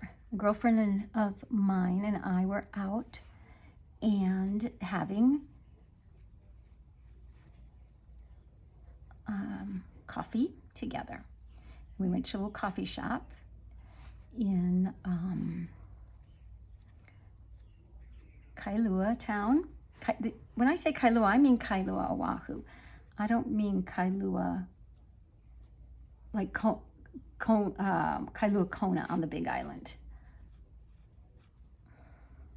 We were at the Kopi Cafe, and I saw this little art display, a little jewelry case with art. And I looked in the case, and we saw an artist. I think she was doing some Christmas ornaments, and maybe there was some jewelry, and it had a business card for Iki Love, which is it's a beautiful small gallery not too far away. And my friend was very attracted to these ornaments, so she said, hey, let's go check it out. And we did, and found out that it was above a nice little coffee shop called Traditions, which is just lovely. And so we went up and checked out Iki Love, and there was a postcard for a potter's white elephant gift exchange. You had to be a potter and then you had to bring a mug that you made. And I was like, this is so cool. So cool. Because I love white elephant gift exchanges. And I had just made some mugs. And I thought, oh gosh, I want to do this, I want to do this, I want to do this. And you actually had to send a photo of your mug in, which got me kind of all insecure because I am just coming back to clay, right? And these are just like the first mugs I've ever made. And, you know, I was being real critical on myself. Let me just cut to the chase. I'm using these mugs now and I'm in love with them. But when I made them, I tend to be kind of harsh on my assessments of my work. And I have these preconceived potter ideas of what makes a good mug and what doesn't. Anyway, I took photos of 3 of them because one of them was just too asymmetrical. I thought, oh gosh, they'll think I don't know what I'm doing. So, you know, I'm going to take a little break and bring those mugs over too, because I think that would be fun. Anyway, let's just do it right now. Try not to slam that door.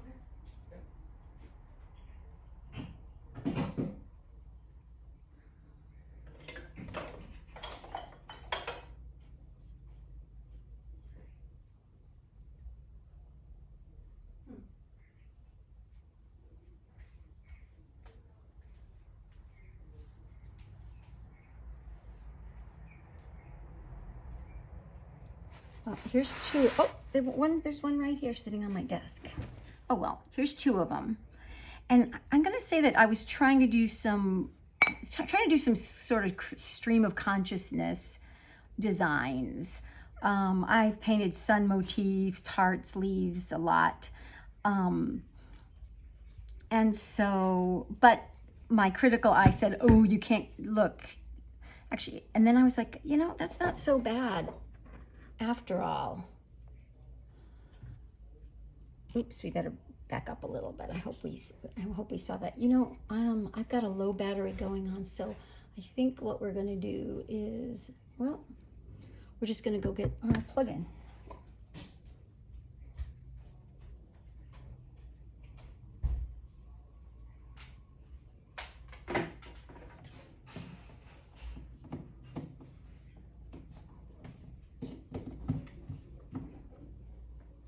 All right, I am back.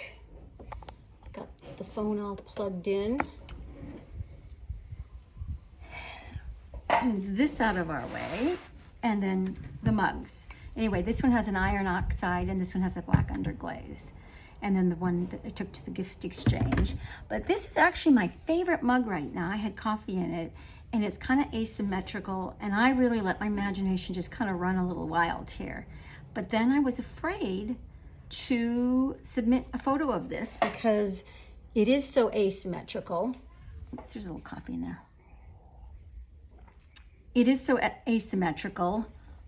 Oops, the bottom looks pretty good, but that's how us artists can be sometimes, just very self-critical.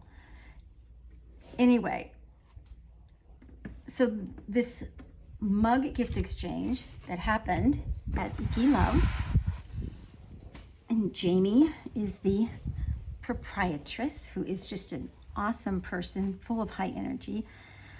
She was running the gift exchange in her gallery. 30 artists are there.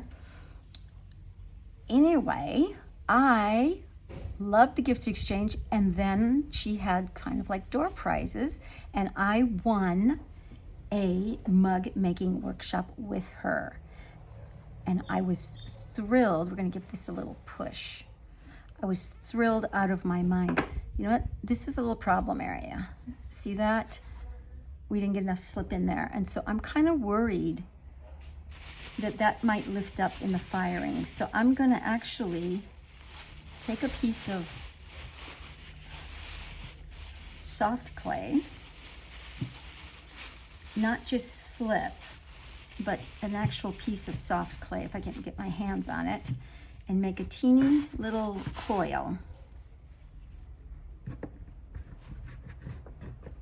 And fit that in with a little bit of slip. Anyway, back to the mug gift exchange. It was awesome, and I won a mug making workshop with Jaimie, who is an amazing potter, and she makes amazing mugs that I just had fallen in love with. She's on Instagram. So then I took the mug workshop a couple weeks later, right after Christmas, and I made my first pinch pot mug. So this was literally less than a week ago, okay? And I had no idea what we were going to make when she said we're going to build a mug. And I thought, in one session, how do you do that? Because with potters, first you have to if you're throwing it on the wheel, you have to throw the pot, then you have to wait for the pot to get to the right I keep saying temperature, the right consistency, where it firms up a little bit so you can hold it without it mushing and distorting. And then you trim it, which is, I have always realized I don't like trimming, because I make what I call a really nice pot, and then in the trimming process, sometimes I trim through the bottom, sometimes I don't trim off enough. I can never get it back into, it feels like I can't always get it recentered to trim off more. It's just tedious. It takes longer. What do I mean just as long? It takes longer to trim the pot than it does to make the pot. So this was very exciting to me that we were going to make these pinch pots in one session, and we did. It took a few hours because, of course, she was teaching us, but I walked away with a very, I didn't walk away. I finished the mug ready for firing, and Jaimie's going to fire them, and in a couple weeks I'm hopefully going to go back and glaze it. Anyway, on the way home from this awesome workshop, I was just excited. I was just so excited, and this just idea popped into my head. Renee, you know what?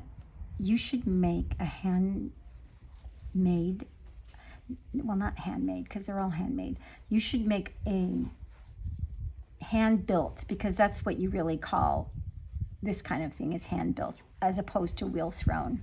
You should make a hand-built mug once, every day you should make one. because, I have a life. I'm kind of busy. I'm not sure where I'm going next. I just got my notary commission this year, and then just actually today I found out that I passed my remote online notary exam. And it's funny because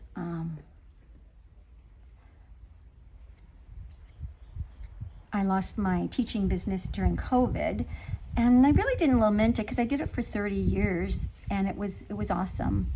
Loved it. Wasn't as active in the classroom, but started out in the classroom teaching clay classes and art to kids and their parents back in California. Anyway, okay, Renee, keep focused. I have a little ADD. Where was I? Oh, I was talking about the ride home from the mug workshop. And I just thought, you're going to do a mug every day. And I got real excited about that. And then my mind just went wild and I said, ooh, this seems like something you could videotape. I had already moved my wheel into my dining room. My husband was on board for that. And I didn't really think that I was going to throw pots in my dining room, but I didn't want it to be outside anymore. It was in the shed, and then I cleaned out the shed and I put it under a covered space, but I didn't like the idea that it was outside. So, and then my first couple of videos that I made at my wheel doing the hand-built mugs. But then that hurt my back. So this is my new space. I'm sitting in a regular chair at a table and it's better on my back. So as you can see, this is a little bit tricky to get in here. I'm just gonna keep futzing around and finding my way, so to speak. I want you guys to see what I'm doing, but I'm gonna have to dig in here at a different angle and you may not be able to see. I actually need, believe it or not, I like to use a pencil a lot. The lead will just burn out, but a dull pencil gives a nice point to, a nice dull point. In fact, I like to sign my name on the bottom of the pots using a dull pencil, and it does a great job. You don't get those little crumbs when you do that. Oopsie, I'm kind of making a mess. All right, so we got our pencil going in there. I'm having a real hard time getting my finger in here, and especially with this fingernail. I hope I don't have to chop it off right here live on YouTube, but I may have to. I think I mentioned that I like to use a wet washcloth and just get the barest amount of water. I have a little bit of vinegar water here too that I sometimes use. It's actually just from the kitchen, and I remembered, oh yeah, you can use a little vinegar water to make joints stay together a little bit better. So I'm going to come back, I think, with a little sponge here and take a break from this area because it's feeling a little bit like I have to be too delicate, and I don't want to be that delicate right now. Okay. Well, believe it or not, I'm gonna have to figure out what our next move is here. Could it be that I'm ready to do some carving already? The cup sits well. I'm real kind of excited about the handle because it's like perfect. Now this will shrink about 20+% depending on the clay, and this is called Cafe Cinco, so I'm not sure how much it shrinks, but I'm really kind of loving the way that's fitting. So we're gonna just keep smoothing a little bit. I'm gonna talk about what happened on that fateful night just less than a week ago, where I hatched the idea that if I was going to do this kind of like a challenge for myself, why not kind of document it? I'm kind of a social person, And I can be quiet in a group, but once you get to know me, oh, look out. And I got excited. I already had a ring light because I had decided to try to do some YouTube videos when when COVID hit and the rec center is where I had my classes all closed down. So I tried to do some videos called Recycling with Renee. They were art projects for kids with recycled goods, and I had no idea how much work it was. And I was taking care of my 90-year-old mom at the time, and it was just too much. So it was all during COVID, and so I was looking for things to do. But I decided, there's so many people out there doing professional videos that this is not for me. But this feels very organic and natural, and so I'm hoping that my videos kind of turn out. There's so many exciting videos on YouTube. But this is just gonna hopefully just be a fun little experience. I'm hoping to bring people on my journey. Maybe potters will find it interesting. Maybe people who want to do art will find it interesting.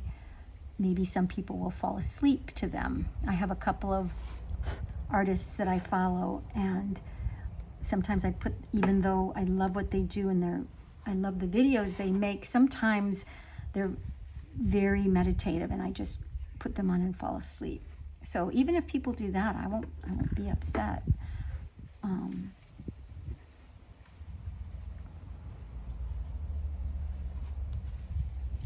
So here we are. We're about 5 days after the mug workshop, and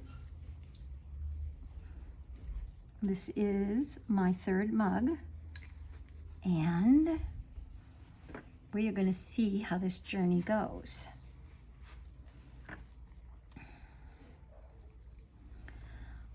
Anyway, I think what I'm supposed to do is put some links in the video.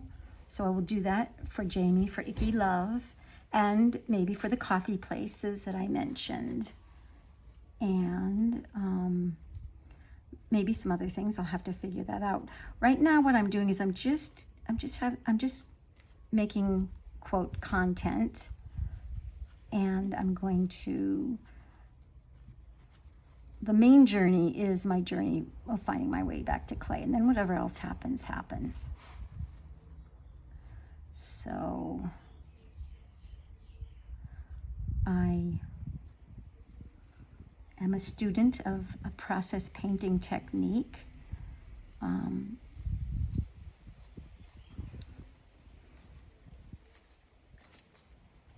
That I studied when I was, I guess probably in the early 2000s, I'm gonna say.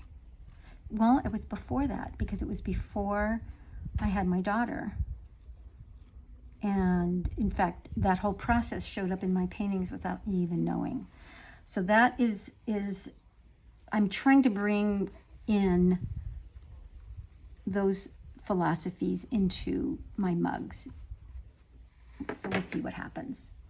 Anyway, okay, so I think this is looking pretty good. It's gonna need some more,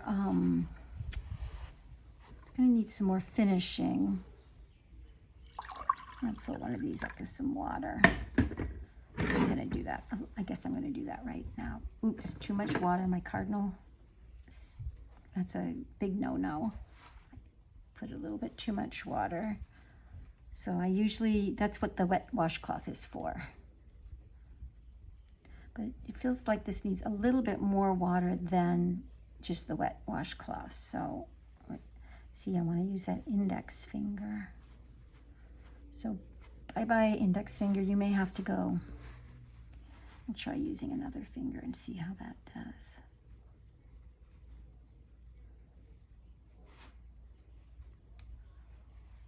Okay. All right, let's do some carving. I like that idea. Or should we save that for another video? Well, I think we might save that for another video.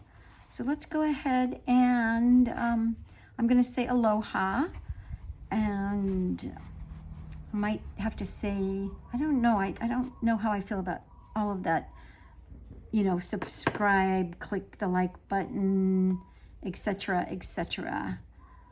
Because I will confess, I haven't always been very good at that myself. So it seems kind of hypocritical to be asking you folks to do that. But if you're so inclined, go for it.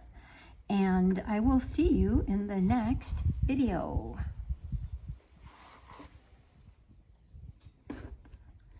Aloha, friends. I'm back. So the last mug video, I was working on this mug. I need to take a short break and thought, well, I'll just do another video. So we put the handle on, and now I have some finishing work to do. So I found these are those little painter brushes, and I forgot how I kind of like to use those to get into the tight spots. But you have to be careful not to rough the clay up too much when you do this. So we're going to do a little bit of this, and then I'm going to come back and smooth it. But I'm going to do some carving. And I think I ended the last video because what happened is I started getting that feeling like, ooh, I like what I'm doing. I like the way this is coming out. Maybe I should just stop. And of course, this is the dilemma of most quote artists, potters, etc. How far do we push something? And we're going to push it. I don't want to stop too early, and I'm doing a journey with these mugs, so I want to take this further. So I'm going to use these tools. I have this little set. I think I got them on Amazon. It's a little carving set. This is a big one. It's too big for this project. But these little tools. And honestly, I mainly use like this one. They come in all these different shapes. They weren't very much. I suppose I could put the link in the video. So let's take this one for now. And let's get started. And this is where it gets hard. I have no preconceived ideas. Wait a minute. This is where it gets hard, or this is where it gets easy. Okay? Because this art doesn't have to be hard. I don't believe that. And I think it's perfectly okay to take the path of least resistance. And that's what we're going to do today. So I'm going to just tune into my intuition, and I'm going to start carving. So let's just pick up this. We're going to follow some lines here.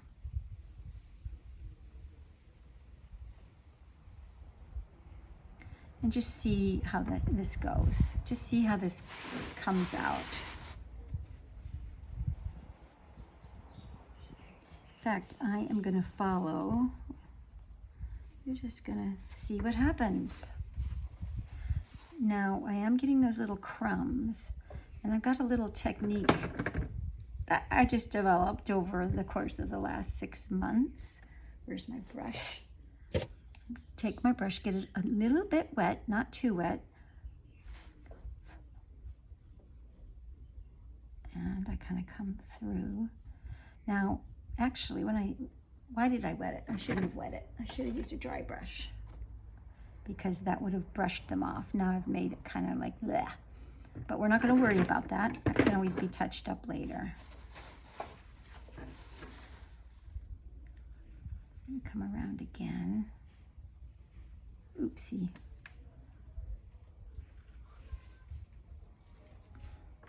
So I might have mentioned that I can be a bit of a perfectionist when it comes to my work. And I do not want to be a perfectionist anymore. I'm really working hard on that because it's just kind of painful when you want to do everything perfect. So my journey with my mugs is going to be all about trying to be freer and letting things happen.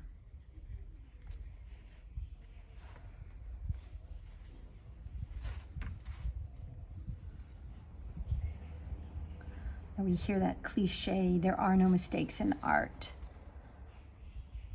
I want to believe that. So that is what we're going to do. I haven't always believed it, but I want to believe that. And we're going to start over on this side now.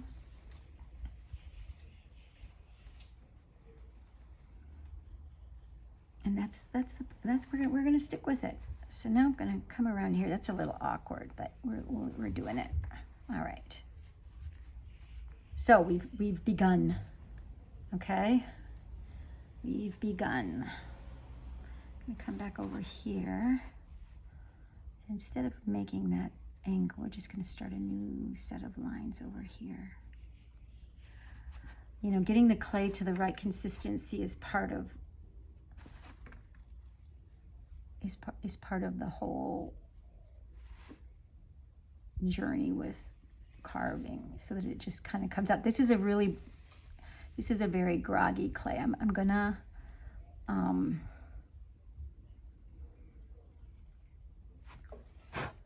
gonna switch to, I think, maybe speckled buff. That's what we used in our mug workshop at Icky Love. And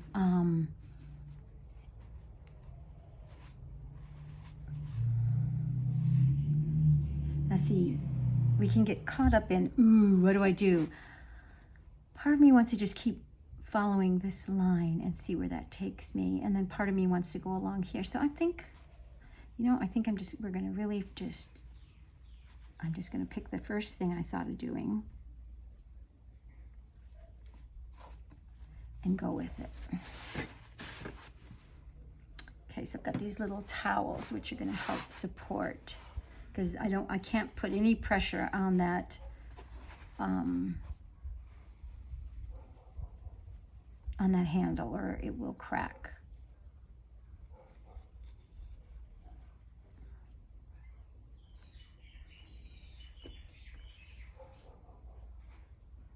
Anyway, in the workshop we did I think it was like a speckled buff, and it was very just soft and buttery. It didn't have the grog. This is what I bought when I was doing some wheel throwing.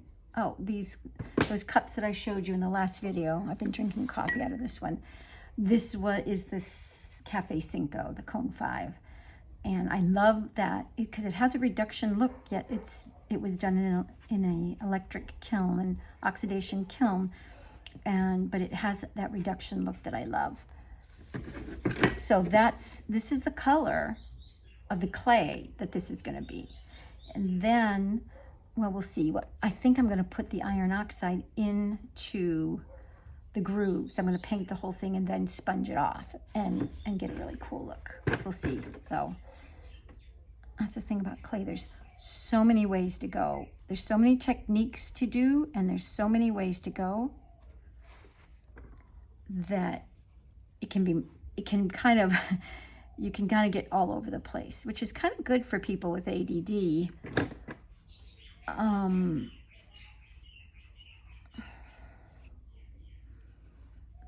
But it can make life challenging as well. So now we are definitely getting some crumbs off of here. But the dry brush is kind of working. It's kind of smoothing things out. I don't want to create too much dust, though. That is one thing I don't want to do, because that's not healthy. So when the weather gets nicer, we might be doing this outside. I see a little crack over here, so we're going to fix that up. See this little crack right here? Let's just touch that up.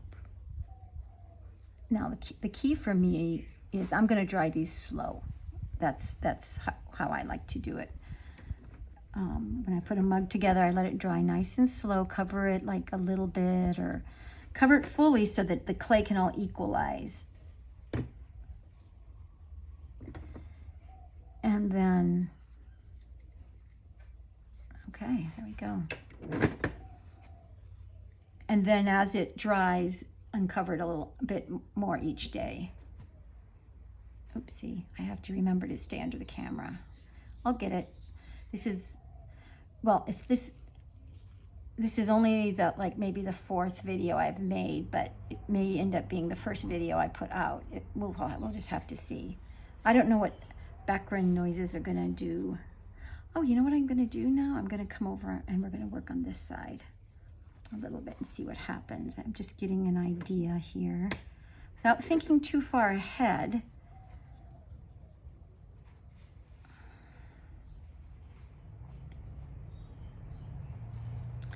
Let's see.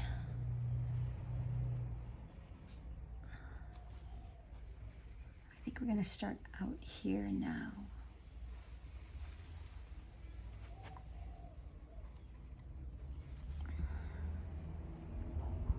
No, we're not. We're going to come in here. And we're going to kind of follow this line like we did on the other side. So I don't know if it's the clay or if it's the dryness. This is feeling pretty dry to me. We're getting a bit of crumbing, but I'm gonna come back with a wet, when it's a little bit drier, I'll come back with a wet brush and we'll see what happens. And go over those lines. I'm gonna kind of speed it up a little. Well, not speed it up, but not be so particular. I'm getting caught up into being persnickety.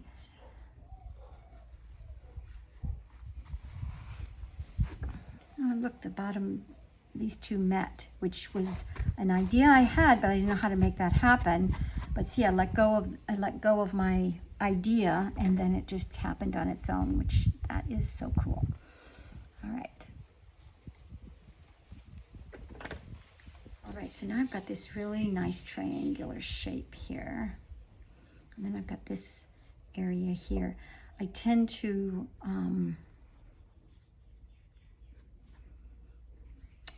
yep, I'm really liking that. You know what? Because I'm feeling so joyous right now with what I'm doing, I think I'm going to put a heart on here. I love hearts, but I get this idea that it's too cutesy. You know, I've got all these preconceived ideas. Oh, you can't do a heart, that's too cutesy. Oh, you can't do this, oh, you can't do that. But you know what? I'm going to do a heart. I'm going to put it right here.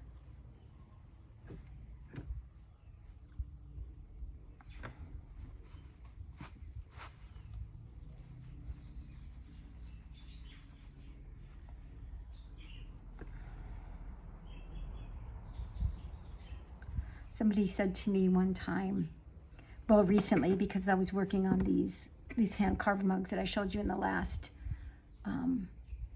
video. I wish I can kind of show you this one.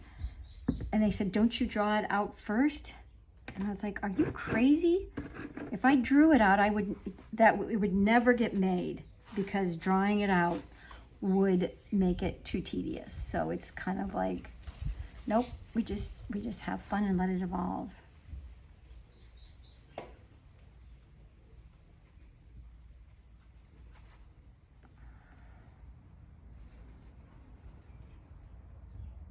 This reminds me of a story.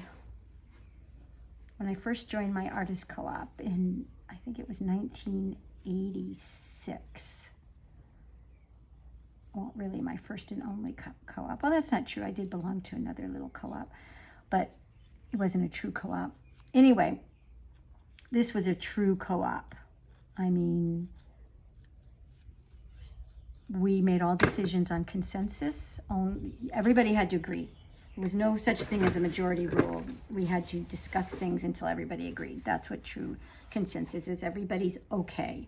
A lot of times people would say, well, I don't really agree, but in the face of moving forward, I can let go. And so we did a lot of that. But a lot of times we just talked it out until we all did feel really good about it. So that was a really good life experience for me to belong to that co-op for 13 years. It was called the Artifactory. They don't have a physical location anymore, but they still do a show once a year in Palo Alto, California. Uh-oh, there's somebody's phone. Steve, there's your phone. Honey, there's your phone. Can you bring it into your room? Okay.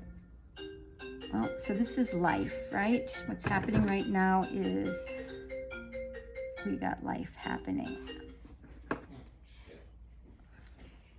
I'm filming right now, so Sorry.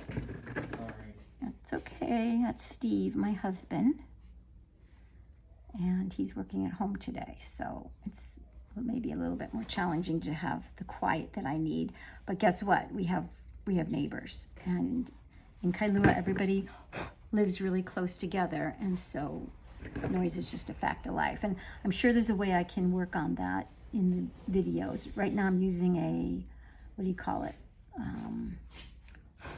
Bone. It's called a bone conducting headphones. Shots is what it's called. I got them for Christmas, and it lets you be aware of what's happening in the background because it doesn't go into your ears. They go on the outside of your ears. Anyway, that's kind of just adorable. That is just really kind of adorable. So we're going to move back over here and see what we're going to do over here. And, you know, earlier when I looked at this, I thought, ooh, you know what I want to do is I want to do a sun. So, let's do that. Let's do a sun.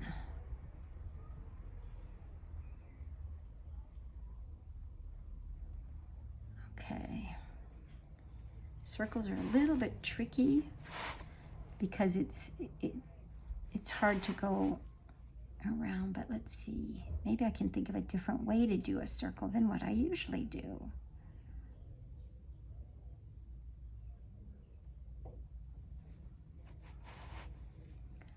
You know what? Let's just try something. Oops. That's not feeling right to me. Okay. Luckily, clay is very forgiving. So we're gonna erase that. I'm just gonna do my circle the way I always do it. Which is, I have to figure out how to hold the cup so that I don't break that. So we're gonna, nope, we're gonna start down here.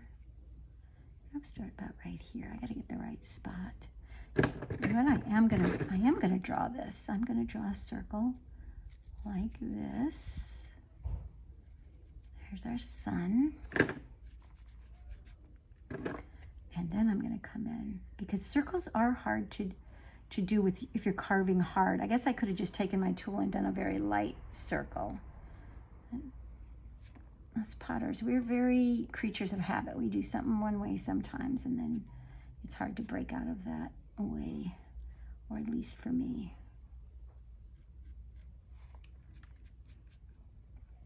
Okay, so now I'm going to do my sun rays.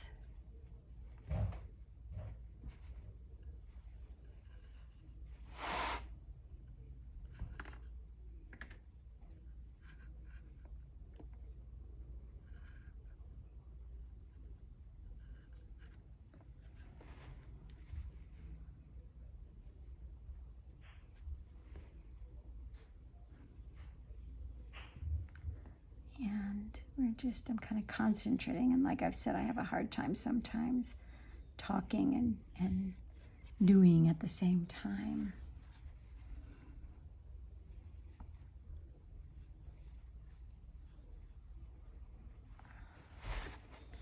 I'm very happy I'm managing to keep my handle intact. You know, there may be a time where I break the handle off and, oh well, it'll then become a handleless cup. Excuse me. All right, so now I have my son.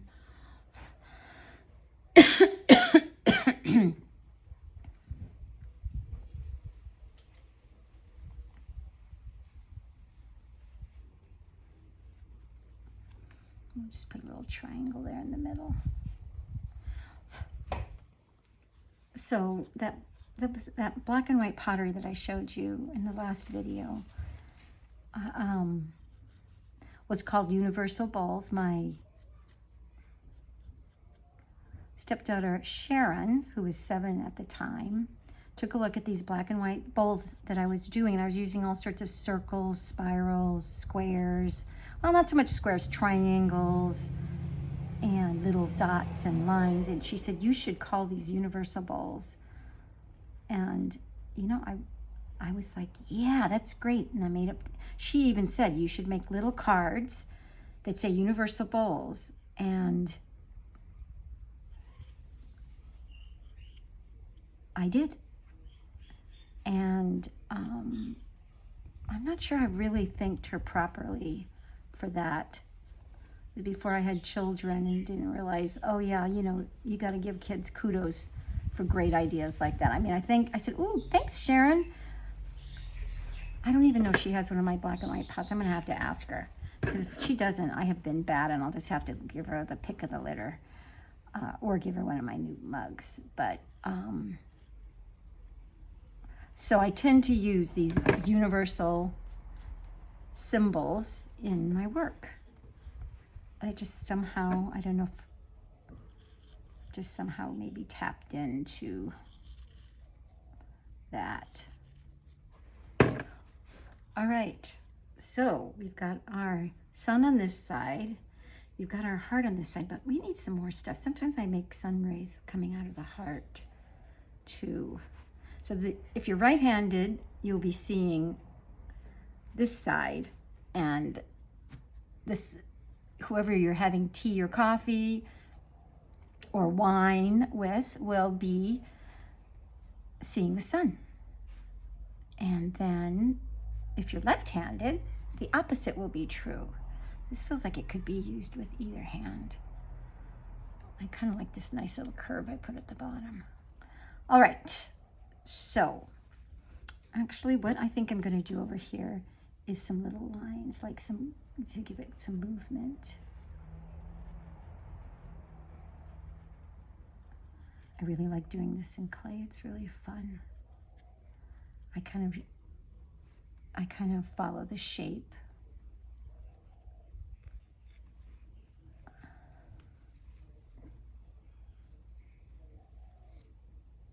I used to paint lines like this on some of my pottery with black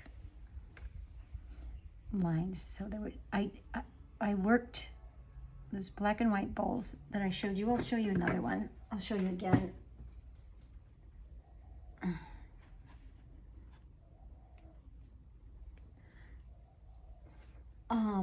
This one's basically got a lot of dots, not any carving, but it does have the little dink, dink, dink, dink, dinks on here.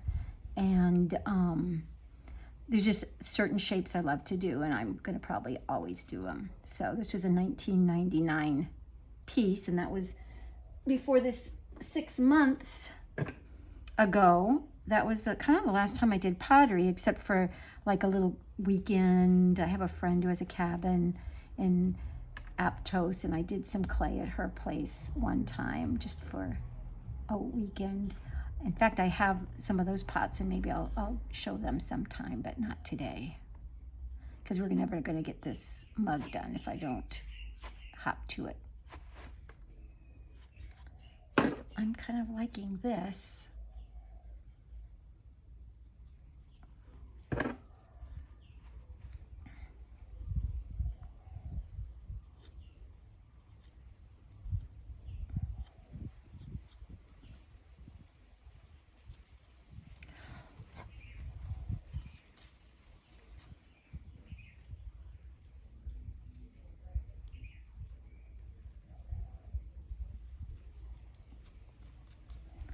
right, I think that's that for the body. Now I always have this perpetual question, what about the handle? Okay, because at this point I'm actually feeling a little bit satisfied with this, which sometimes I'm not so satisfied, but it could be my new way of looking at my work. So then this is a part where I start thinking, uh-oh, are you going overboard? Are you doing, see, I start thinking about things like, oh, well, when people are holding a mug, what's it going to feel like if you have all this texture here? Like some people might think it's too rough, but then some people might think it would be more interesting to have an interesting handle. But see, this is exactly the trap I'm falling into, which is I'm not doing this because I'm thinking of selling this work. I'm doing this because I'm finding my way back to clay. So I need to be thinking only about myself and my process and what I want to do. So far I've been pretty good about how long it's taking. When I used to make my living this way, I made my living through making pots and doing shows and at the Artifactory, but then I also had to teach. I didn't have to teach. When I say had to teach it, I had to make money some other way. And when I was in my 20s, I waitressed, and then I was in the pottery studio as much as I could be. But then I got an opportunity to teach and started doing that, and it just felt like a real compliment. I loved my life at that time, teaching and doing pottery, and I had a lot of energy. I was a lot younger. So where am I going with this conversation?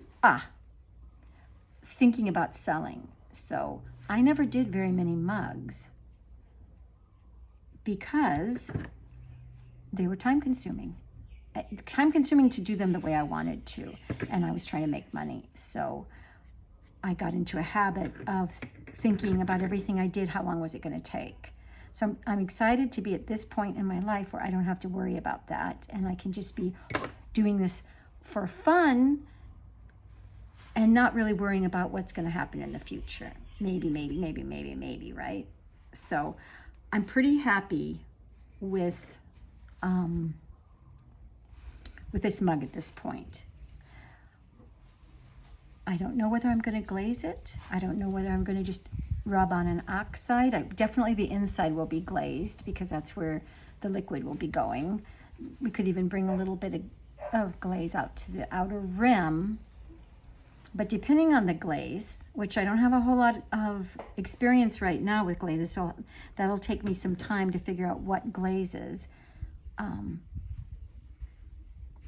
I may be doing what might be called an oxide series, and then maybe I'll buy a commercial glaze that I'll put on the inside. So, because I think I mentioned I'm not really up for a full-blown studio. I've been there, done that, and it's a little bit too all-consuming for me at this point. So you know what? I think we might call this mug, I think we're going to call this mug done. I'm going to turn it over. And I'm going to, this is, see, I'm a little confused. I'm calling this mug, I don't know if I called it number 3 or number 4, but I'm going to call it number 4 because I did make a small mug in between, which I have not put a handle on yet, and I didn't videotape making it. But I've started out making all the mugs pretty much the same. So I think I'm going to pick up on that mug by putting the handle on an already constructed mug. It's kind of a little bit of a small mug, a miniature. Not really a miniature, but a small mug. So, so we're going to put number 4 on here. I mean, technically, maybe it should be number 3, but we're going to call it 4. Well, technically, it's number 4,